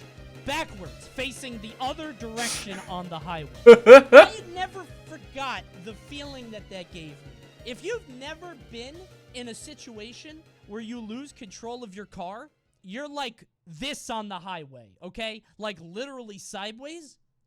There's something that washes over you. There's a sense of serenity as it's happening. And maybe it's just me, but I remember thinking, okay, I'm dead. And I'm okay with that. I've lived a fine life. I lived to 22. I'm gone. There's nothing I can do about this. Goodbye. And I just laid back. I mean, he was tired. He probably still wanted to sleep anyway. Now, we did end up living. The car was basically we like did end up on the living. highway. But I will tell you, the front 2 tires are blown out. It was like this on all of them. Do you see this? It was that. He was fishtailing like crazy, dude. When he woke up, he like swerved so hard, and thank God there was nobody else on the road. It was like 6 a.m., I think. We were almost home. He made it 4 hours. What a trooper. But all the tires popped just like this. It was like torn, right? So, we all get out of the car. We call Sleepy's mom. And we wait a couple hours on the side of the road. But I will tell you, this story does have a happy ending. Because I'm here to tell you about it now. At the end of the day, we all made it home safe. We were only about an hour away from home. It wasn't too bad. Right? Sleepy's mom came to pick us up. They got it towed to the rest area or whatever. They got all the tires replaced. And we got home maybe $200 richer. Sleepy asked if we could give him some money to help pay for the tires on the way home. And we told him, yeah, absolutely. And then we didn't do it. What a fucking scumbag! I think that's what happened anyway. I think we forgot. Listen, Sleepy, if you're watching this and you know who you are, I got $100 for you, bro. My bad. I was playing back then. Sleepy will never see this. Sleepy is in a... I'm going to pause the video there. I mean, this is the gist of it. I figured now's a good time to share what you do to each other in a game of Aussie Rules football. So this is just a compilation of really big hits from the professional league in Australia. So, have fun. And we go out for beers afterwards, by the way. Like, this game can get brutal. No pads, nothing, just biffed. Hip to the face. I'm going to warn you now. Some of these are going to look like they defy the laws of physics. Like, people are going to look like they're going to get replaced.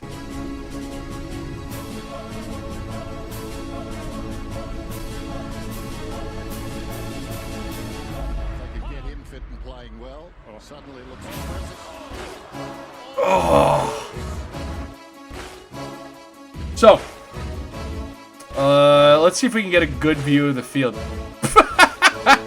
That's just a flat-out punch. Oh. Sometimes, sorry.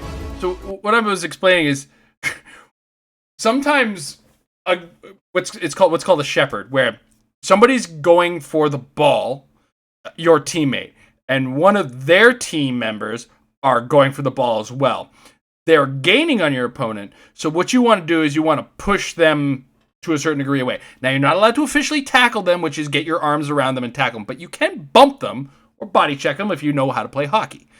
And with enough effort on what's called a shepherd, you can, so Buddy's running here, and I just do this, and it looks like the person is completely annihilated and just gone, and I replaced them. So a good shepherd will look like that.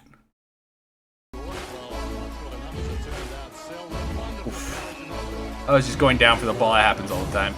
Ooh, but the blood.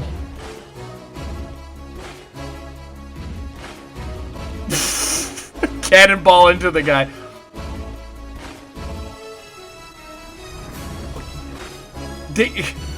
Going for the ball is one of the most insane things in this game.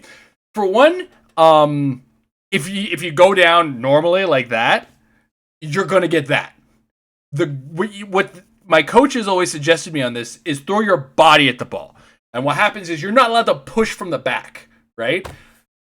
As a result, when you get on top of the ball, your opponent puts their hands on your back. That's pushing the back. You call out the penalty. You don't act like it hurt. You just get there and the penalty gets called. Not even a penalty, but like free kick.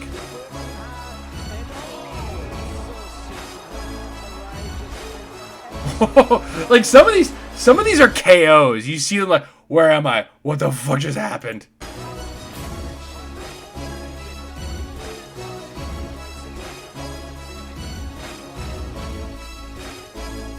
I think we're gonna see one right here. No. I think they just bonked heads. God, I think this is the AFL's video. It's always, yeah, they bonked heads. Always light stuff compared to like what you can see from better compilations. But I guess the AFL's like, we don't want to.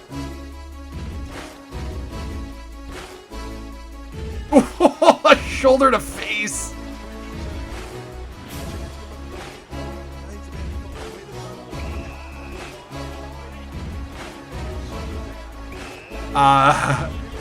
Yeah, dude. Oh, these are the light ones.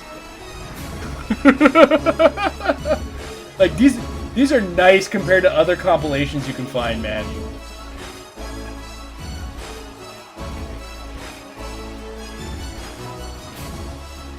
Yeah, that was a clean hit too. Everybody's just getting rowdy. I think that was off of a throw up anyway. Ooh. Yeah, these are weak. These are weak. Hold on a second. Let's see if I can find this one. This one I think is. This one's 10 minutes. I don't want to go too long, but let's see if this is the one that's got like the really good. Space that he wanted. Big clearance to be won here. Oh, Nate Jones and Selwood. Have a look at this contest. Wow. Two skippers. Handball over the top. Viney. Oh, woof! Just annihilates him. Set him down. What a statement that is. Like, so, hold on. This is what I was talking about. You watch it in full speed. That's a little bump there. Oof. The guy's shoulder's built like wrought iron anyway, but right here. He's just like replaced him in space. What a statement that is. Good looking kick to Franklin. Well done, Rance. So closing. Oh, gee, that looked awful. Yeah, that was a little dirty. He didn't have the ball. It's the one, if you run past the footy and you choose to bump, he's been reported by the umpire and you make contact with the head, the onus is completely on you. Yeah, so that was called a high hit. You're not allowed to hit that. So basically, everything that Jersey covers is like the legal zone that you're allowed to hit in this game.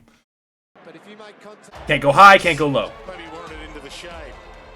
Bounces it. Oh, big bounce on Gaff. Welcome to footy. And he bounced up like a rubber ball. And don't forget, again, no pads. And that guy got spun. Oh my god, this is good. Oh god, I missed this game. I wish I wasn't crippled. The game didn't cripple me, but I wish I wasn't so I could play it. I was a little early on that one. Oof. Wow. He's limping Phil Davis. He's finally got up. He's going to have a little trouble breathing after that one. Hip to the stomach. Oh, I've had those. Clash of knees too. Kick wasn't too good. Chance for Jester Market. Yeah, all forward momentum just stops on him. Ding! That half-back goes for a pass. It's a good one. Oh, down he goes. And this young fella's played a great game. He copped a heavy one that time. Look at these old school haircuts, too. Straight into one position. A good hip and shoulder there by side bottom. Could easily have gotten a free kick. Andrews cops one too high. Where am I? What's going on? Oh, that was a good mark. A mark being a kick that goes more than 10 meters and you catch it in air with both hands. That's called a mark. You get a free kick off of that. That was beautiful. Like, he caught it and got hit. Oh, no, he hit the guy in midair. And this thing, that would be a clean, that's considered a clean hit because his eye was on the ball. He was going for the ball. The other guy just happened to be there. Fuck. Knees to the chest. Enjoy.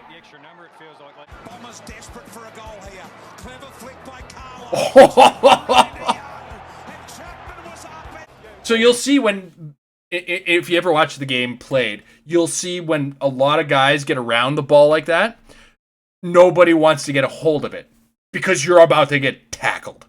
If you hold the ball and you get hit, that's tackle. If you're not holding the ball like you kind of bounce it around and then get tackled, that's an illegal tackle. You get a free kick. So you'll see in situations like that, people are bouncing the ball all over the place and not really getting a hold of it. And it's also where people like in the less experienced leagues where I play in like, yeah, exactly. In less experienced leagues like we played here in Ontario, that's not even close to Australia. It was maybe like you actually had a limit of how many Australian players you can have on a team because they know how to play this game. But what you'll see is a lot more dangerous kick calls because the ball would be on the ground and somebody would go for it. But the instinct is because kicking is the way to move the ball in this game as well as punching the ball.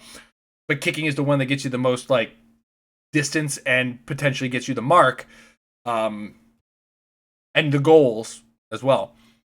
But yeah, so you'll see more like dangerous kicks called in lesser experienced leagues. Ding. It was his ball. The other guy was going for the tackle on that. So, oh.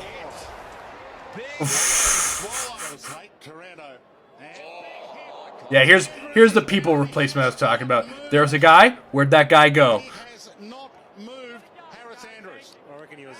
Bodies go down fast. The one the AFL made was like nice hits compared to some of these here. This is a 10-minute compilation. This is a 2-minute compilation. Either that or the person. I don't even think the AFL put the. Yeah, the AFL didn't put that one together. So that guy was like, "Oh, these are good hits. Like, yeah, they're good, but they're not meaty." That was a sketchy at best punch. Punches it up. Yeah, okay. Oof.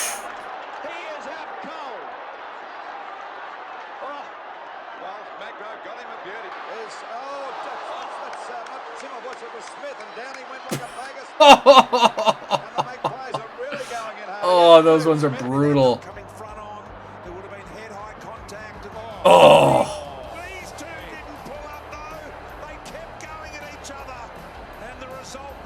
Yeah, that would be. I think the only reason that's not clean is because the guy went down to it. Like that was a clean one too. Oh, he made the mark till he caught it. That's impressive. Went down but caught it. Oh! You see? Right there. It's like the guy got replaced in space-time. Going for it. Going for it. Going for it. Where'd he go?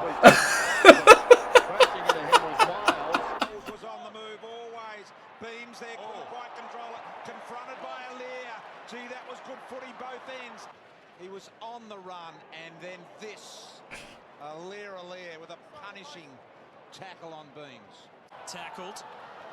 Houston just bundled over by Cameron. Yeah. He's clean. He didn't have a complete hold of the ball. That's the thing. This game doesn't stop if you get hurt, by the way. The game keeps going. If a fight breaks out, the game keeps going. Saw the ribs open. 3 goal to 2 quarter for Port. Mitchell goes bang against Duray. It was like 2 bricks collide. Kick forward, Dangerfield. Oh, hard Murphy and Dangerfield crashing into one another. Murphy's. I think I messed up his arm. Oh. Kick Beasley at the back. Oh, he's got it again. The field kicking. Oh, been terrible. Oh, Madden has unloaded. I think it's Duck. Oh, absolutely annihilated that guy. Oh my goodness.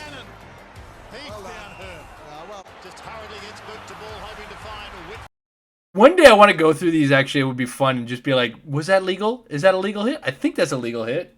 Based on like my limited knowledge of the game.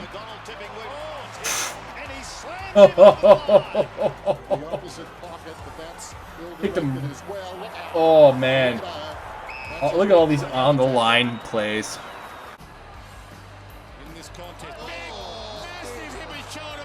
I missed that one. There it is. Oh, this guy's going down. Yeah. You can almost see it because the unfortunate fact is when you're going for the ball, your eye is on the ball, and if your eye is nowhere else, you're about to be clobbered. Because there is like 20, I think it's 24. No, hold on. 3, So there's 16 men on each team on the field. You're not clear. Sky high, Murphy stood underneath and Oh, that was beautiful. Hold on. Right here. Watch this guy right here. Boots it out of the air, and then he gets clobbered by two of them going for the block on the ball. Like all he did was stop the ball. And the thing, because he kept his eye on the ball and it was a play for the ball, not for the player, that's fine. That's fine in this game. From both angles, it's great commitment from all players. Nothing malicious about it. All three guys had eyes on the ball.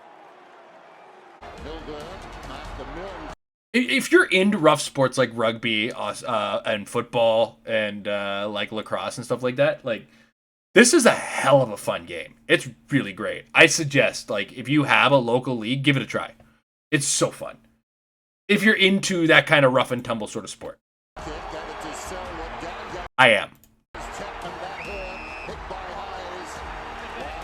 Kick is up towards full forward. There's Van der Haar again. Oh, that was an elbow. Down there in defence. A long kick to half. He's grabbed it. Oh, he's got a heavy flying shoulder. Knocked him right out. Now, here come the Tigers again. Here's the... Oh. It is unloaded by Neagle. Finding space. This is a bit more like Subiaco Oval and what they know. Hold on a second. Was that just another one of those replacement in space times? Whiteman is unloaded by Neagle. Finding space. This is a bit more Yeah, right there. Whiteman is unloaded by Neagle. Finding space. Watch him. Watch him. Oh, where'd he go? That was a good shepherd. Chambers gets the hit. O'Meara has to go hard. Francis came out. Hit to the gut. That's never comfortable when you're running full speed. Non-preferred foot pass. Boak just got bullied out of the way by Buddy. I think back when I was younger, when I first played this game, I was in my early 20s. I was what's called an on-ball or a rover, where my job was to chase the friggin' ball. I don't think I have that anymore. I think I'd be like a fullback or whatever.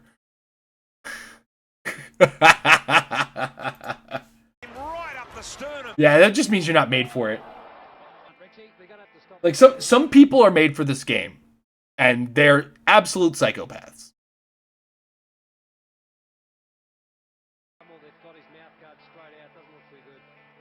Okay, you see, now that was a sketchy. That was a sketchy hit because he stopped going for the ball to hit.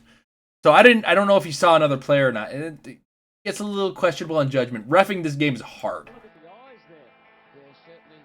But no, he shepherded the ball is what he did. Ooh. Beautiful. Absolutely gorgeous. He collided with Schroeder first. He collided with 13 points the margin there. Curvis crunch was pressure and he saw.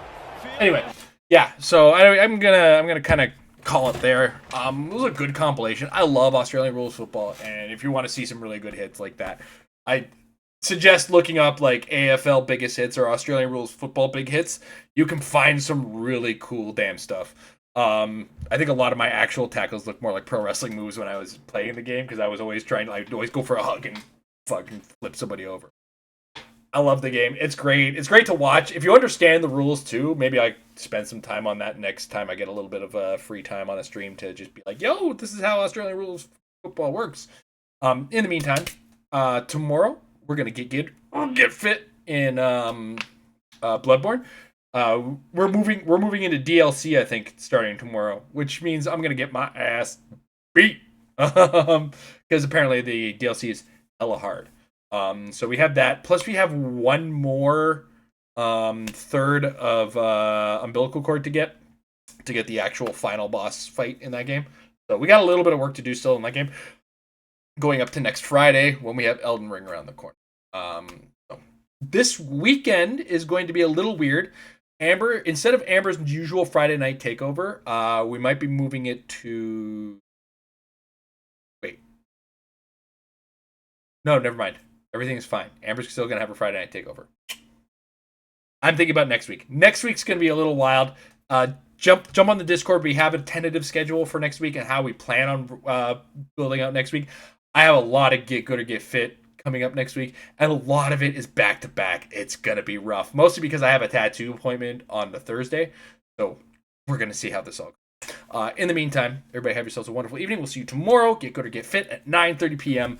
Eastern Standard Time. Have a good night.